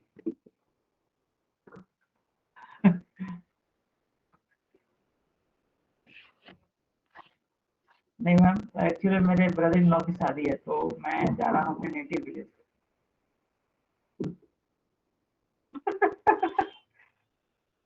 कोई बात नहीं, आज कर लेंगे, सारे इंटरफेस कर लो।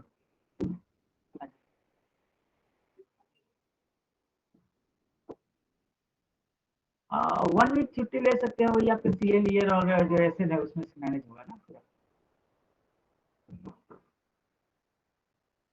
पूछ लीजिए। एचआर तो वही बोलेगी, एचआर का तो सिंपल सीएल ईएल और एसएल होता है ना। सीएल मंथली सीएल 0.5 होता है, ईएल 0.5 होता है और एसएल होता है 1.25, यानी कि 2.25 छुट्टियां होती हैं 1 महीने की। तो ना 2.25 होती है सर, 2 नहीं होती है, 2.25 होती है। उसके हिसाब से आप 2 महीने 3 महीने का छुट्टी आपने बचा के रखा हुआ तो उसको मैनेज कर सकते हैं, या आप अभी ले लीजिए, फर्दर अगले महीने नहीं लेंगे तो मैनेज हो जाएगा। ठीक है सर, मैं एक्चुअल में अभी नहीं बात करने का कोई फायदा नहीं है, ऐसे बात कर लीजिए सर से, बुरी बात क्या है। एक्चुअल मैं क्लास एक ले रहा हूँ, क्लास ले सैटरडे संडे के दिन मैं क्लास लेता हूँ मैं इवनिंग की। ठीक है, ठीक ठीक ठीक है, मैं 2 बजे मैं आपसे कनेक्ट होता हूँ। ठीक है,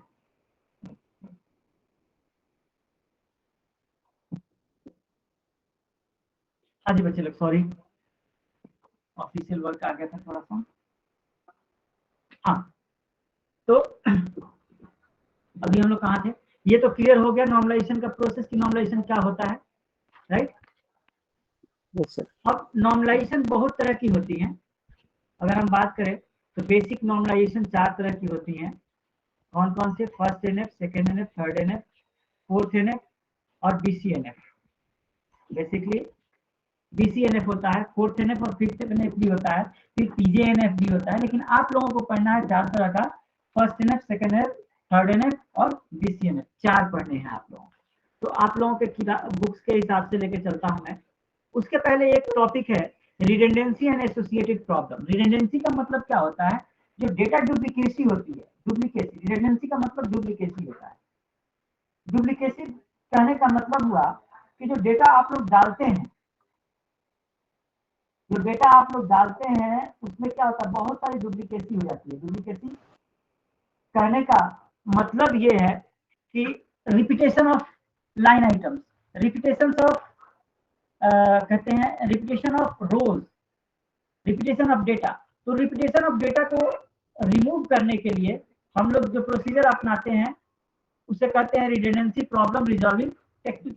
अब रिडंडेंसी का मतलब ही हो गया डुप्लीकेट, और इससे रिलेटेड प्रॉब्लम क्या आ सकती है कि क्या हो सकता है, एक ही बच्चे का बार बार रिपीट रिकॉर्ड होगा तो क्या होगा, कभी कभी आइडेंटिफाई करने में, पर्पसेस के अकॉर्डिंग आइडेंटिफाई करने में प्रॉब्लम आ सकती है।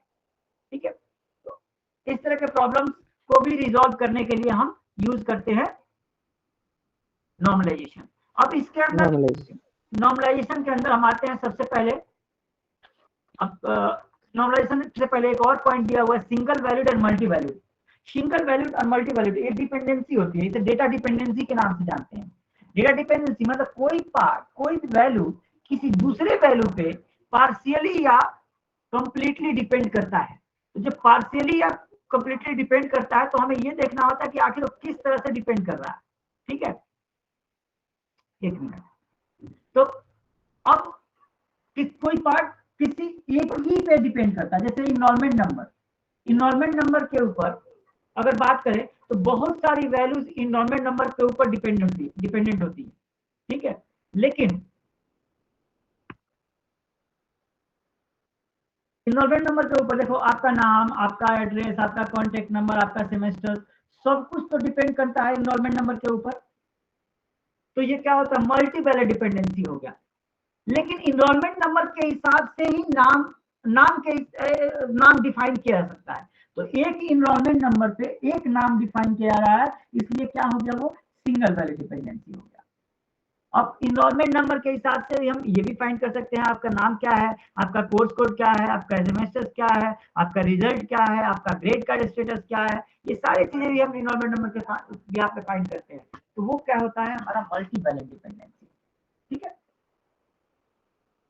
क्लियर हुआ? Yes sir. आते हैं हम लोग नॉर्मलाइजेशन पे। अब देखो यहाँ पर कह रहा है कि नॉर्मलाइजेशन फर्स्ट नॉर्मल फॉर्म। मैंने बताया कि नॉर्मलाइजेशन के बहुत सारे तरीके होते हैं, जिसमें सबसे पहला है first normal form. First normal form क्या होता है कि इसका डेफिनेशन देखोगे, डेफिनेशन से ही क्लियर हो जाएगा। A relation is in first NF if there is no duplicate rows or tuple in the relation। अगर कोई भी डुप्लीकेट रोज और टपल ना हो। Each data value stored in the relation is single value. जितने भी डेटा वैल्यू स्टोर है table में, वो सब में एक एक वैल्यू होनी चाहिए, मल्टीपल वैल्यूज ना हो। Entry in the columns are of different are same kinds. जो भी डेटाबेस में आपने एंट्रीज डाली हैं, सब एक ही तरह की एंट्री होनी चाहिए, अलग अलग टाइप की एंट्री नहीं होनी चाहिए। ठीक है, तो ये सारे अगर तीनों क्राइटेरिया मैच करती हैं तो वो कौन सा टेबल होगा, कौन सा नॉर्मलाइजेशन फॉर्म होगा? First normal form. कहने का मतलब है कि फर्स्ट नॉर्मल फॉर्म में वो डेटा होगा जिसमें सारी वैल्यू होंगी, लेकिन कोई भी डुप्लीकेट नहीं होगा, कोई भी ब्लैंक वैल्यू नहीं होगा।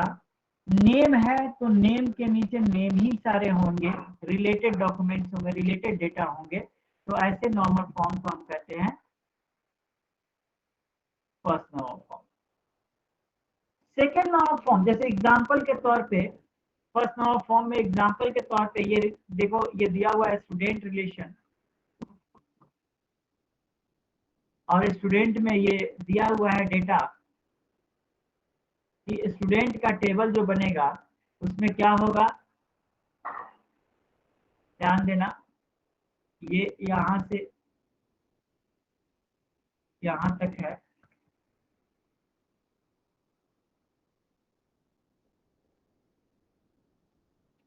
देखो, स्टूडेंट टेबल हुआ, और स्टूडेंट टेबल में हमारे पास इतने तरह के रिकॉर्ड्स हैं, जैसे कि इनरोलमेंट नंबर हो गया, स्टूडेंट नेम हो गया, एड्रेस हो गया, कॉन्टेक्ट नंबर हो गया, कोर्स नेम हो गया, इंस्ट्रक्टर हो गया, और ऑफिस हो गया।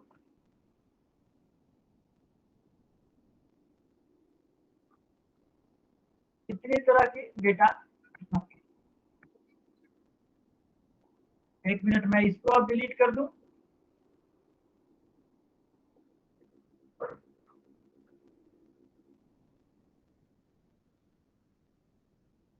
अब ये अगर हम डेटा माने, अब चलते हैं यहाँ पे फिर से सेकेंड एनएफ में। जब हम जाएंगे इसको लेकर के, तो सेकेंड एनएफ में क्या होता है, यहाँ पर डेफिनेशन देखना, बड़ा प्यारा डेफिनेशन दिया हुआ है, जिसे एक बार में ही याद हो जाएगा आप लोग।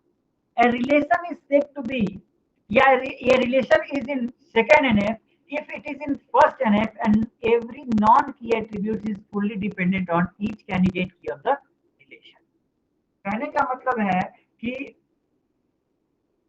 सेकेंड एनएफ में वो तब होगा जो पहले से फर्स्ट एनएफ में होगा, और सारे नॉन की एट्रीब्यूट्स क्या होंगे, की एट्रीब्यूट्स पे डिपेंडेंट होंगे। एग्जांपल के तौर पे इसमें फंक्शनल डिपेंडेंसीज क्या क्या हो रही है हमारे पास, ध्यान देना आप लोग। फंक्शनल डिपेंडेंसीज हमारे पास ये हो रही हैं कि इनरोलमेंट नंबर के ऊपर क्या है, नेम डिपेंडेंट है। कोर्स नंबर के ऊपर कोर्स कोड डिपेंडेंट है,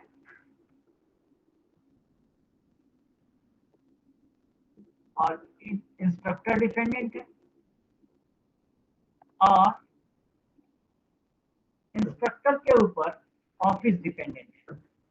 एग्जाम्पल के तौर पे अगर एग्जाम्पल लेके चले हम लोग, एग्जाम्पल लेके चले इसका, तो इनरोलमेंट नंबर आपका डालेंगे तो उससे हम नेम और एड्रेस को आइडेंटिफाई कर सकते हैं। आपका अगर कोर्स नंबर जैसे कि आपका MCS 23 चल रहा है तो 23 डालू तो उसका नाम पता चल जाएगा और कौन टीचर पढ़ाएगा ये भी पता चल जाएगा। इंस्ट्रक्टर का नाम डालू तो पता चल जाएगा, जैसे मेरा नाम ब्रिजेश है, ब्रिजेश मैंने डाल दिया तो ये पता चल जाएगा कि वो किस स्टडी सेंटर में पढ़ाते हैं। तो इस तरह के पूरी डेटा को डिफाइन करना, मतलब डिपेंडेंसी के आधार पर जब ये एवरी नॉन की एट्रीब्यूट, ये तो नॉन की एट्रीब्यूट्स है ना, ये नॉन की एट्रीब्यूट्स क्या है, फुल्ली डिपेंडेंट ऑन की एट्रीब्यूट्स अगर हो जाती हैं तो ऐसे रिलेशन को हम कहेंगे क्या, वो सेकेंड NF में है। बोलो यहाँ पर सबको क्लियर है? तो चलो फर्दर हम इसको फंक्शनल डिपेंडेंसी के आधार पर इस टेबल को हम, अगर जो हमने टेबल देखा, इस एक टेबल को दो टेबल में हम डिफाइन कर लें तो हमारा रिडंडेंसी भी कम होगा और वर्किंग प्रोसेस भी हमारा सही होगा। जैसे एग्जांपल के तौर पे स्टूडेंट नाम का टेबल बनाया जिसमें enrollment number, course, student name और एड्रेस डाल दिया। एक कोर्स बनाया, कोर्स नंबर में डाल दिया क्या, course number, course name, instructor और ऑफिस। और एक और हम इसमें बनाएंगे, इसमें क्या करेंगे, इनरोलमेंट नंबर और कोर्स नंबर हम बना देंगे। दिया होगा बुक में भी एक इनरोल, हाँ कोर्स स्टूडेंट ये दिया ना। एक तीसरा टेबल बना दिया हमने, इनरोलमेंट नंबर और कोर्स नंबर। कौन से इनरोलमेंट नंबर को कौन सा कोर्स असाइन है यहाँ से पता चल जाएगा। कोर्स नंबर के अकॉर्डिंग कोर्स से डिटेल्स पता चल जाएगा, इनरोलमेंट नंबर से अकॉर्डिंग इनरोलमेंट नंबर का, स्टूडेंट का रिकॉर्ड का पता चल जाएगा। तो ये पूरा प्रोसेस जो बनाने का फंडा है उसे हम कहेंगे सेकेंड नॉर्मल। क्लियर हो गया बच्चे लोग सेकेंड नॉर्मल फॉर्म?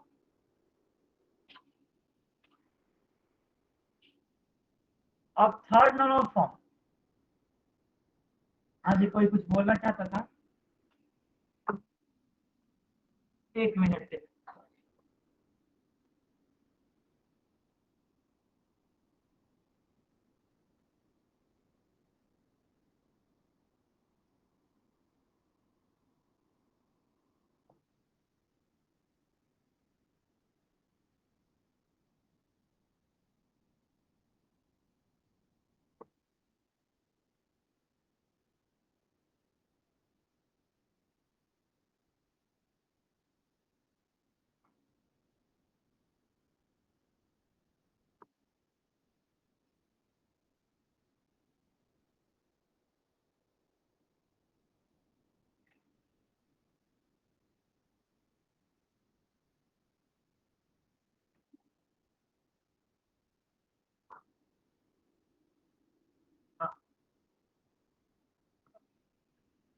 आ रही ना आवाज मेरी?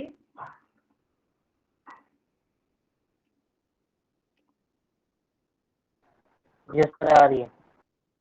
अब देखो थर्ड नॉर्मल फॉर्म क्या होता है, पहले तो वो सेकेंड नॉर्मल फॉर्म में होना चाहिए और साथ में सारे जो जितने भी नॉन की एट्रीब्यूट्स हैं वो नॉन ट्रांजिटिवली डिपेंडेंट होने चाहिए की एट्रीब्यूट्स पे। और नॉन ट्रांजिटिव का मतलब क्या होता है? नॉन ट्रांजिटिव पूछने से पहले मैं पूछ रहा हूँ ट्रांजिटिव का मतलब क्या होता है? कौन बताएगा ट्रांजिटिव का मतलब?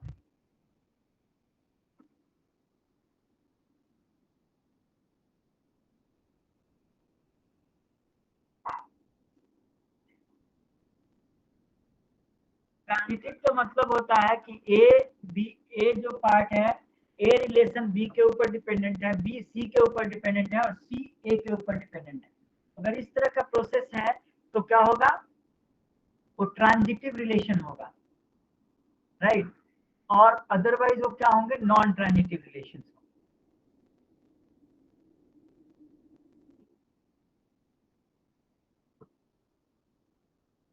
तो कोई भी ये चीज हो,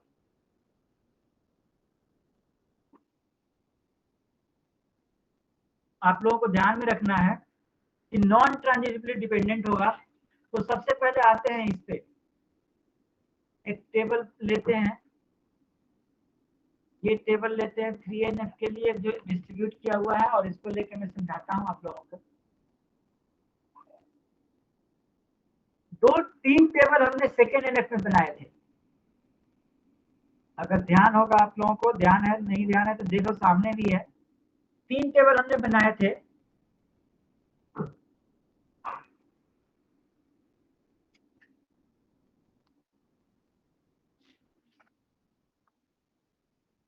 अब इन 3 टेबलों में से देखना ये क्या है, पहले में हमने एक टेबल रखा था, सेकंड में हमने क्या किया 3 टेबल बनाए, नॉर्मलाइज करा, थर्ड में हमने क्या कर दिया 4 टेबल बना दिया। पहला तो टेबल स्टूडेंट से रिलेटेड इंफॉर्मेशन हो गया, दूसरा रख दिया कोर्स से रिलेटेड, तीसरा इंस्टीट्यूट से रिलेटेड रख दिया। इंस्टीट्यूट का क्या होता है, ऑफिस होता है, और इंस्टीट्यूट में इंस्ट्रक्टर होता है, उसको ले लिया। और चौथा बना दिया स्टूडेंट और कोर्स स्टूडेंट। अब देखो इसमें जो दूसरा टेबल था कोर्स इंस्टीट्यूट, कोर्स और इंस्टीट्यूट दोनों एक साथ डिफाइंड थे। अभी हमने क्या किया कि कोर्स अलग और इंस्टीट्यूट अलग। तो ऐसे फॉर्म को हम कहते हैं, कौन सा फॉर्म कहते हैं, थर्ड नॉर्मल फॉर्म, जो कंप्लीटली डिफाइन हो गया। अब कोई भी इसमें सर्कुलर पाथ नहीं बन रहा है। देखो इनरोलमेंट नंबर स्टूडेंट 1 किससे जा रहा है, कोर्स स्टूडेंट से डायरेक्ट कनेक्टेड है बस। और कोर्स स्टूडेंट किससे कनेक्टेड है भाई, तो वो सिर्फ किससे कनेक्टेड है, कोर्स से कनेक्टेड है। और कोर्स किससे कनेक्टेड है, इंस्टीट्यूट से कनेक्टेड है। लेकिन स्टूडेंट डायरेक्ट इंस्टीट्यूट से कनेक्टेड नहीं है, स्टूडेंट डायरेक्ट कोर्स से कनेक्टेड नहीं है। तो इस तरह के सारे में सर्कुलर पाथ नहीं बन रहा है, इसलिए ये क्या है, हमारा थर्ड नॉर्मल फॉर्म में है। क्लियर।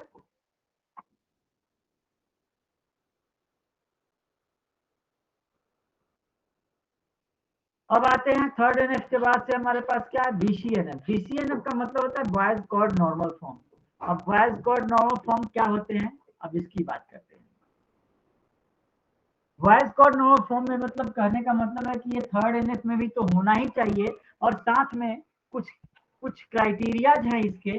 और क्राइटेरियाज में सबसे पहला क्राइटेरिया है a determinant in the left side of an of the functional dependency. A determinant is the left side of and functional dependency. किसी functional dependency का left side का part क्या होता है, determinant कहलाता है। Most relations that are in 3NF is also in BCNF, but BCNF cannot be in 3NF. ये property है जो याद रखना है आप लोगों को। और BCNF थर्ड एनएफ में क्यों नहीं है, क्या क्या कंडीशन इसके लिए, क्राइटेरिया क्या क्या मेंटेन करने पड़ते हैं। तो अ कैंडिडेट की in the relations are composite key, सबसे पहला कैंडिडेट की in the relations are composite key, composite key होना चाहिए कैंडिडेट की सारे। And there is more than one overlapping candidate की इन द रिलेशंस, एक से ज्यादा ओवरलैपिंग कीज हो सकती हैं। There are more than one overlapping candidate की in the relations and some attributes in the keys are overlapping and some are not overlapping. Some attributes in the keys are overlapping, कुछ keys overlap करती हैं और कुछ keys overlap नहीं करती हैं। ये दोनों पार्ट होंगे आपके इसमें।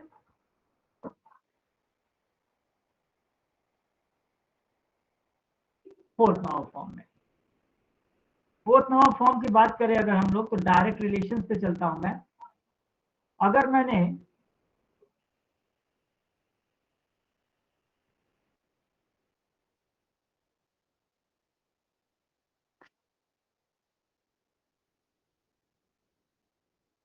देखो रिलेशन बनाया, एक स्टूडेंट 1, कोर्स 1 और इनरोल 1।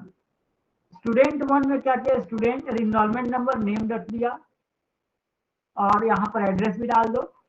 कोर्स 1 में क्या किया, कोर्स नंबर और कोर्स नेम डाल दिया। और इनरोलमेंट में क्या कर दिया, डाल दिया इनरोलमेंट नंबर, कोर्स नंबर और डेट ऑफ इनरोलमेंट।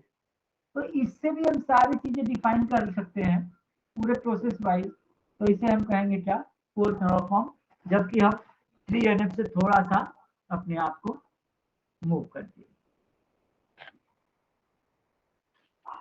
उसके बाद हायर नॉर्मल फॉर्म जैसे मैंने बताया थे, वो तो आप लोगों के सिलेबस में नहीं है, आप लोगों के सिलेबस में यही 4 पढ़ने हैं। और याद रखना कभी कभी क्वेश्चन पूछ देता है कि थर्ड एनएफ बीसीएनएफ हो सकता है, सॉरी थर्ड एनएफ बीसीएनएफ हो सकता है, लेकिन बीसीएनएफ थर्ड एनएफ क्यों नहीं हो सकता, एक्सप्लेन करो।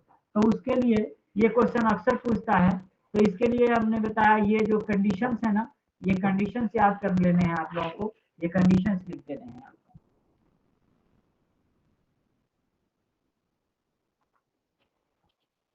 अब नेक्स्ट हमारे पास टॉपिक आता है desirable properties of decomposition. Decomposition की कुछ प्रॉपर्टीज होती हैं, तो आखिर वो प्रॉपर्टीज क्या क्या होती हैं ये देखना है। डिकम्पोजिशन का मतलब क्या होता है, किसी भी कंपोजिट टेबल को, एक अच्छे टेबल को हमें ब्रेक में डिफाइन करते हैं, ब्रेक कर देते हैं, यानी कि अलग अलग डिफाइन कर देते हैं, ताकि हम आसानी से उससे रिलेटेड जितने भी इंफॉर्मेशन हो गैदर कर सकें और इंफॉर्मेशन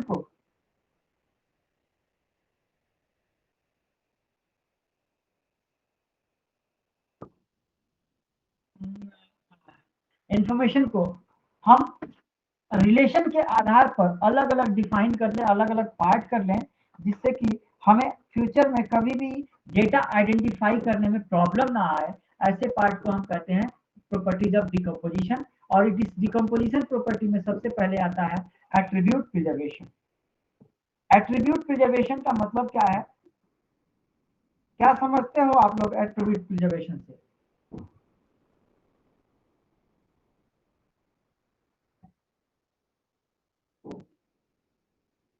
बताएंगे आप लोग?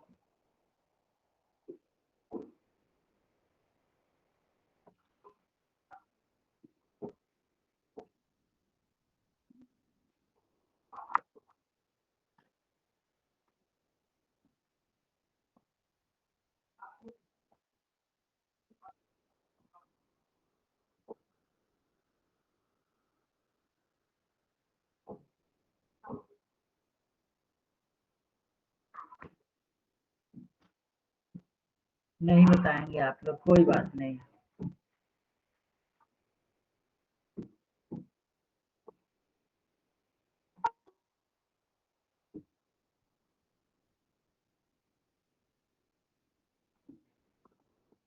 मैंने कहा कि डिपेंडेंसी प्रिजर्वेशन का मतलब है कि जितनी भी एट्रीब्यूट्स हैं, और एट्रीब्यूट प्रिजर्वेशन में हम कहते हैं कि जितने भी एट्रीब्यूट है जिनको हमें ऑब्जर्व करना होता है और देखना होता है कि कौन कौन से रिलेटेड हैं, कौन कौन से रिलेटेड नहीं है, और जो हमारी रिक्वायरमेंट के अनुसार नहीं होती, जो रिलेटेड नहीं होती है, उनको क्या करते हैं, डिकम्पोज कर देते हैं। डिकम्पोज करने का मतलब क्या होता है, उस पर्टिकुलर रिलेशन से बाहर कर देते हैं। ठीक है। अब ये डिपेंडेंसी बहुत तरह की होती है, जैसे लूजलेस ज्वाइंट डिकम्पोजिशन की बात कर रहे हैं। डिकम्पोजिशन बहुत तरह से हम करते हैं। तो लूजलेस ज्वाइंट डिकम्पोजिशन का मतलब क्या होता है कि जहां पर हमारा रिलेशन, जो भी रिलेशन बना हुआ है, उस रिलेशन में, उस रिलेशन के अंदर प्रॉपर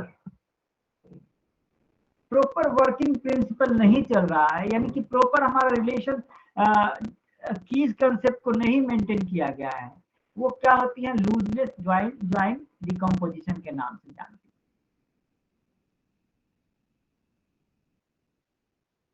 ठीक है। जो मैं केयरलेस तरीके से, कहने का मतलब जो केयरलेस तरीके से मेंटेन किया हुआ है, लूजलेस ज्वाइंट डिकम्पोजिशन के नाम से जाना है। देखो यहाँ पर एक टेबल दिया हुआ है, एनरोलमेंट। एनरोलमेंट में स्टूडेंट नंबर हो गया, कोर्स नंबर हो गया, डेट इनरोल्ड हो गया, रूम नंबर हो गया, या इंस्ट्रक्टर हो गया। ठीक है। तो यहाँ पर हमने क्या कर दिया, लिख दिया क्या, एनरोलमेंट नंबर, स्टूडेंट नंबर हो गया, कोर्स नंबर हो गया, डेट ऑफ इनरोलमेंट हो गया, रूम नंबर हो गया, इंस्ट्रक्टर हो गया। लेकिन फर्दर इसको हमने डिकम्पोज करा दो टेबलों में, इनरोल 1 और इनरोल 2। देखा आपने ध्यान से, अगर आप देखोगे तो इसी डेटा को हमने क्या किया, इनरोलमेंट कोर्स नंबर रख दिया, स्टूडेंट नंबर रख दिया, कोर्स नंबर रख दिया, डेट ऑफ इनरोलमेंट रख दिया, और बाकी को क्या किया, डेट ऑफ इनरोलमेंट के हिसाब से रख दिया, दो पार्ट में डिफाइन कर दिया। तो इससे क्या हुआ हमारा, ये हमने डिकम्पोज कर लिया अपने बिहार पर, अपने इच्छा के अनुसार कि किसको कहाँ रखना है, कौन सा पार्ट यूज करना है, हमें अपनी इच्छा के मुताबिक हमने इसको डिकम्पोज कर लिया, अपने वर्क के अकॉर्डिंग हमने डिकम्पोज कर लिया, अलग अलग डिफाइन कर लिया। डिपेंडेंसी प्रिजर्वेशन, डिपेंडेंसी प्रिजर्वेशन क्या होता है? जैसे जितने भी लूजनेस डिकम्पोजिशन होती है हमारी, उसको कंस्ट्रेंट्स के लिए, डिपेंडेंसी को कंस्ट्रेंट के रूप में यूज करना as per the requirements, dependency preservation के नाम से जानी जाती है। बेसिकली ये बहुत ही इंपॉर्टेंट पार्ट होता है, क्योंकि ये रिलेशंस में कंसिस्टेंसी बनाए रखने का काम करता है। ठीक है। Lack of redundancy, lack of redundancy का मतलब क्या हुआ हमारा? जितने भी डेटाबेस के प्रॉब्लम्स हैं, जितने भी डेटाबेस से रिलेटेड हमारे पास प्रॉब्लम्स हैं, उन प्रॉब्लम्स को रिजॉल्व करने के लिए और कुछ चीज प्रॉब्लम को रिजॉल्व करने के लिए, इसको अवॉइड करने के लिए जो भी प्रोसेस हम अपनाते हैं, उसे एक सिक्योरिटी पर्पज से लैक ऑफ रिडंडेंसी को यूज की जाती है। ठीक है, ये तो हो गया सबके पार्ट। अब आते हैं rules of data normalization. Data normalization के रूल्स क्या है? There are various rules for data normalization. इसके बहुत सारे रूल्स हैं। इसमें सबसे पहला होता है eliminating reporting groups, repeating groups, sorry, eliminate repeating groups. जो ग्रुप्स बार बार रिपीट हो रही है उनको एलिमिनेट कर दो, हटा दो। Eliminate redundant data, redundant data को एलिमिनेट कर दो। Eliminate columns not dependent on की, कॉलम्स को एलिमिनेट कर दो जो की के ऊपर डिपेंडेंट नहीं है। Isolate dependent multiple relationship, multiple relationship को आइसोलेट कर दो, यानी कि आपका रिलेशनशिप जो भी है, जैसे 1:1, 1:many, many:1, जो भी है, उनको आवश्यकता के अनुसार उस पर जो भी एक्शंस लेने हैं ले लो। And isolate semantically related multiple relationship. ये 5 पॉइंट्स हैं, 5 पॉइंट को आपको याद रखना है रूल्स में लिखने के लिए।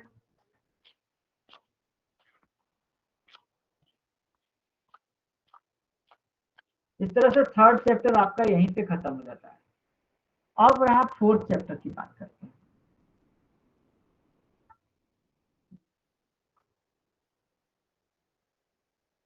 4th चैप्टर में फाइल ऑर्गेनाइजेशन है। फाइल ऑर्गेनाइजेशन में क्या है कि फाइल ऑर्गेनाइजेशन मैंने आप लोगों को पढ़ने के लिए दिया था, पढ़ा है आप लोगों ने बच्चे लोग?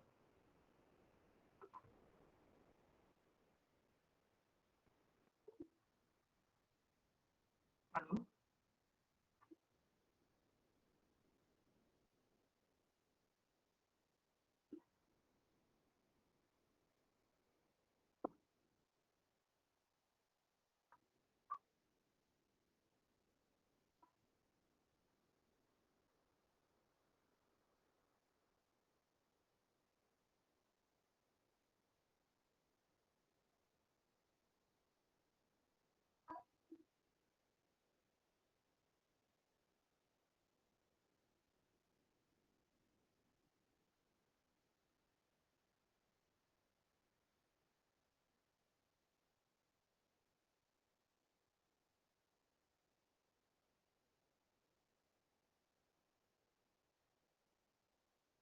कोई नहीं बोलेगा?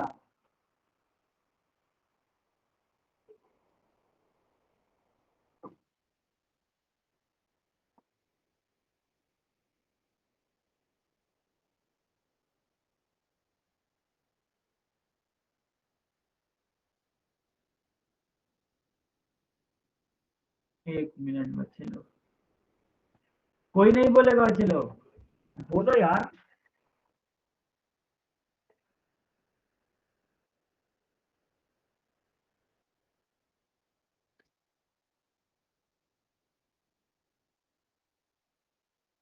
नहीं बोलोगे तो मैं कैसे समझूंगा कि आप लोगों को क्या समझ में आ रहा है, क्या नहीं समझ में आ रहा है?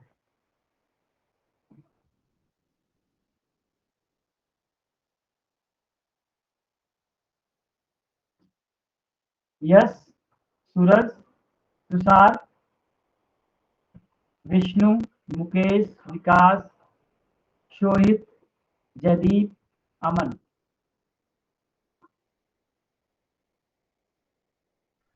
नहीं सर, कुछ पढ़ा नहीं था। अच्छा, नहीं पढ़े हो? कोई बात नहीं है। मेरे कहने का मतलब कि थोड़ा पढ़ोगे ना आप लोग भी तो क्लियर होगा, जी सर। चीजें क्लियर होंगी और रिप्लाई करने में मजा भी आएगा आप लोगों को भी। एक रुक जाओ, एक बच्चे लोगों को रिप्लाई है, उनका रिप्लाई कर दो, रिप्लाई कर दो इनको मैं। इनका क्वेश्चन है ये असाइनमेंट कहाँ सबमिट करें।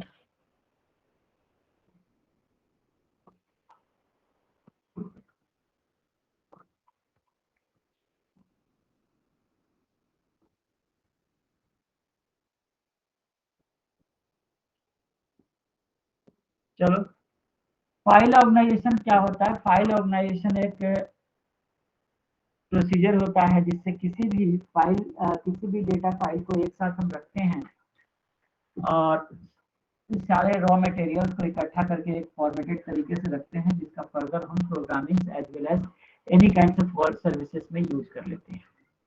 ठीक है, इससे क्या होता है, हम टेबल क्रिएट करते हैं जिसमें डेटा डाल के रख देते हैं फ्यूचर रेफरेंसेस के लिए, जिसे कभी रिट्राइव कर सकते हैं, मॉडिफाई कर सकते हैं। ये सारे रिट्रीव करना, मॉडिफाई करना, क्रिएट करना, एंटर करना, ये सारा काम हमारा होता है इसके अंदर, फाइल के अंदर। फाइल कई तरह की होती है।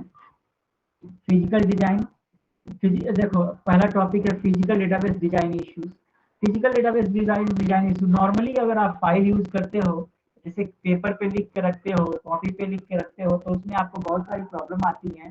जिस वजह से फाइल सिस्टम बनाया गया है, उससे क्या होता है कि आप आसानी से स्ट्रक्चरल वे में आप डेटा सेव करके रखते हो, सेफ रहता है, राइट।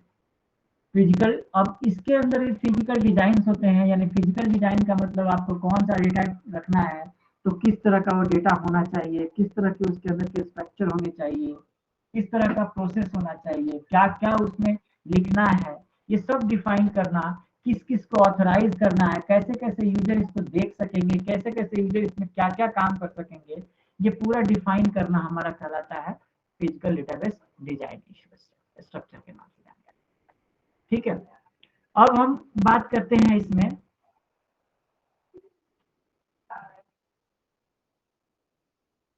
ये आप लोग एक बार रीड करेंगे, database storage of database on hard disk.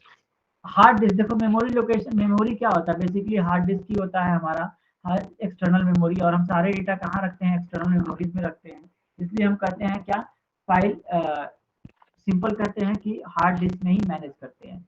File organization and its type, file organization कैसे होता है, तो फाइल ऑर्गेनाइजेशन के लिए प्रोसेस होता है, कई तरह की फाइल ऑर्गेनाइजेशन होती है, कई तरह की फाइल्स होती हैं। अब मान लो कि सारी की सारी फाइल्स क्या होते हैं, एक डेटा के ऊपर, एक की के ऊपर, नाम के ऊपर, किसी न किसी चीज के पैटर्न के बिहाफ पे ही उसको चेक किया जाता है।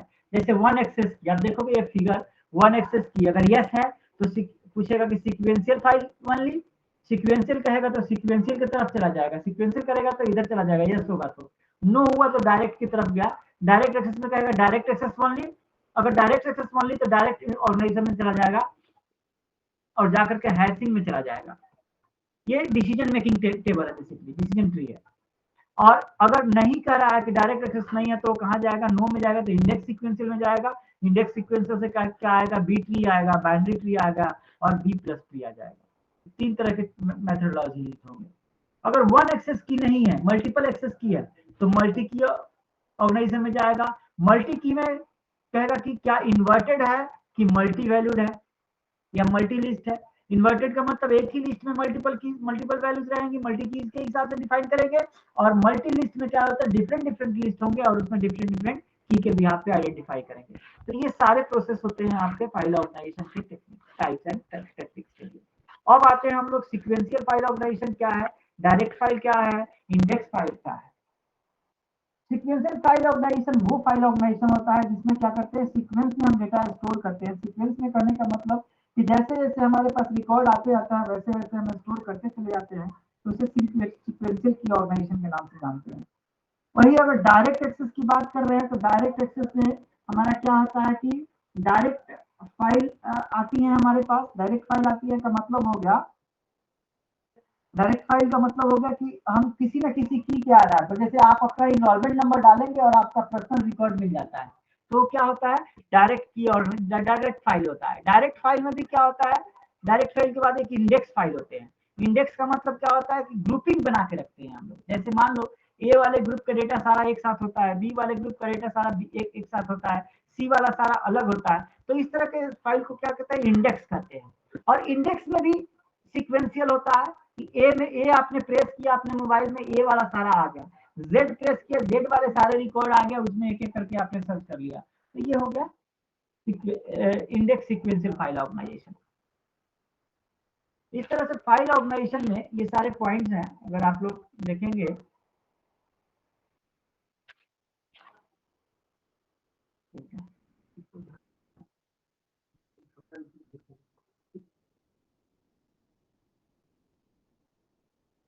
अब हम आते हैं एक, इसमें आप लोगों को देखो ये सब ना पढ़ाने वाला टॉपिक नहीं है, बल्कि आप लोगों को देखना चाहिए। जैसे हीप फाइल है, हीप फाइल ऑर्गेनाइजेशन क्या होता है, उसके एडवांटेज और डिसएडवांटेज क्या है। सीक्वेंशियल मैंने बता दिया आपको, इंडेक्स सीक्वेंशियल बता दिया मैंने आपको, ठीक है। इंडेक्सेस की बात करें तो इंडेक्सेस 3 तरह की होती है, प्राइमरी इंडेक्स होता है और सेकेंडरी। बेसिक 2 तरह की होती है, प्राइमरी और सेकेंडरी इंडेक्स। प्राइमरी इंडेक्स क्या कहलाता है, प्राइमरी इंडेक्स में क्या होता है, वैल्यूज हमारी होती हैं ब्लॉक बाय ब्लॉक डिफाइन होती है। देख सकते हो ये फिगर आप लोग, ये ब्लॉक बाय ब्लॉक डिफाइन है, ब्लॉक के अकॉर्डिंग हम डेटा को आइडेंटिफाई कर लेते हैं, ये प्राइमरी इंडेक्स कहलाता है। सेकेंडरी इंडेक्स में क्या होता है, की एक डिफाइन कर देते हैं और की के ऊपर डेटा डिफाइन होता है, ठीक है। इसमें सबसे जरूरी बात यह है, ध्यान देना है, ये एक क्वेश्चन है, ध्यान देना है। देखो बच्चे लोग, मेरी थोड़ी तबीयत ठीक नहीं है तो आवाज भी सही नहीं आ रही है। और दो चीजें मैं आप लोगों को बता दूं कि आप लोग अगर पढ़ोगे नहीं ना तो कुछ नहीं होगा। आप लोगों को पढ़ करके आना चाहिए, चीजें आपको पूछनी चाहिए बच्चे लोग। ये क्लास होता है काउंसलिंग क्लास। काउंसलिंग का मतलब होता है आपको जो डाउट्स है आप पूछेंगे और उसको हम लोग क्लियर करेंगे। तो प्लीज पढ़ाई करो, जहां डाउट होगा पूछो। हम लोगों का रिलेशन से गार्जियन का और बच्चे का है, तो इसमें घबराने की बात नहीं है। आप लोग जो जैसे चाहोगे पूछ सकते हो, ठीक है। तो ये एक क्वेश्चन है जो आप लोगों को करना है। मैं थोड़ा सा वेल फील नहीं कर रहा हूँ तो आज का क्लास स्टॉप करूंगा मैं, और बाकी ये चैप्टर आप लोग पूरा रीड कर लेंगे। जो डाउट होगी नेक्स्ट क्लास में मैं बता दूंगा। और सेकेंड बुक हम लोग स्टार्ट करेंगे। बेसिकली इसके आप लोगों को 4 बुक्स मिली होंगी, लेकिन पढ़ना आप लोगों को 2 ही बुक्स है। फर्स्ट और सेकेंड ब्लॉक आप अच्छे से पढ़ लेंगे तो 9 इसी से क्वेश्चंस आएंगे। थर्ड और फोर्थ ब्लॉक आपका जो है वो ब्लॉक है आपका केस स्टडी का। केस स्टडी का मतलब होता है उसके विषय में स्टडी तो करनी है, लेकिन वो इम्पोर्टेंट उतना नहीं है, ठीक है। कोई दिक्कत किसी को बच्चे लोग? No sir. मैं आप लोगों को बोल रहा हूँ कि आज की क्लास में ऑफ करूं तो कोई दिक्कत किसी को बताओ? No sir, no sir. Next class में, नेक्स्ट अभी हमने 2 क्लासेस रखी है, तो 2 क्लासेस में मैं आप लोगों का क्या करूंगा, 2 क्लासेस में मैं आप लोगों को बता दूंगा बाकी जो पॉइंट्स पड़े हैं पेंडिंग, सारे पॉइंट्स का नेक्स्ट 2 क्लासेस में मेंटेन कर दूंगा। राहुल वर्मा जी, राहुल वर्मा, राहुल वर्मा जी, आपके पास कोई डाउट्स है? अभी आप आए हैं, मैंने पूरे ब्लॉक फर्स्ट ब्लॉक खत्म कर दी है 2 क्लासेस में, और नेक्स्ट आज की क्लास में ऑफ करने जा रहा हूं। तो कोई डाउट है तो पूछ सकते हैं आप। नेक्स्ट 2 क्लासेस में मैं आप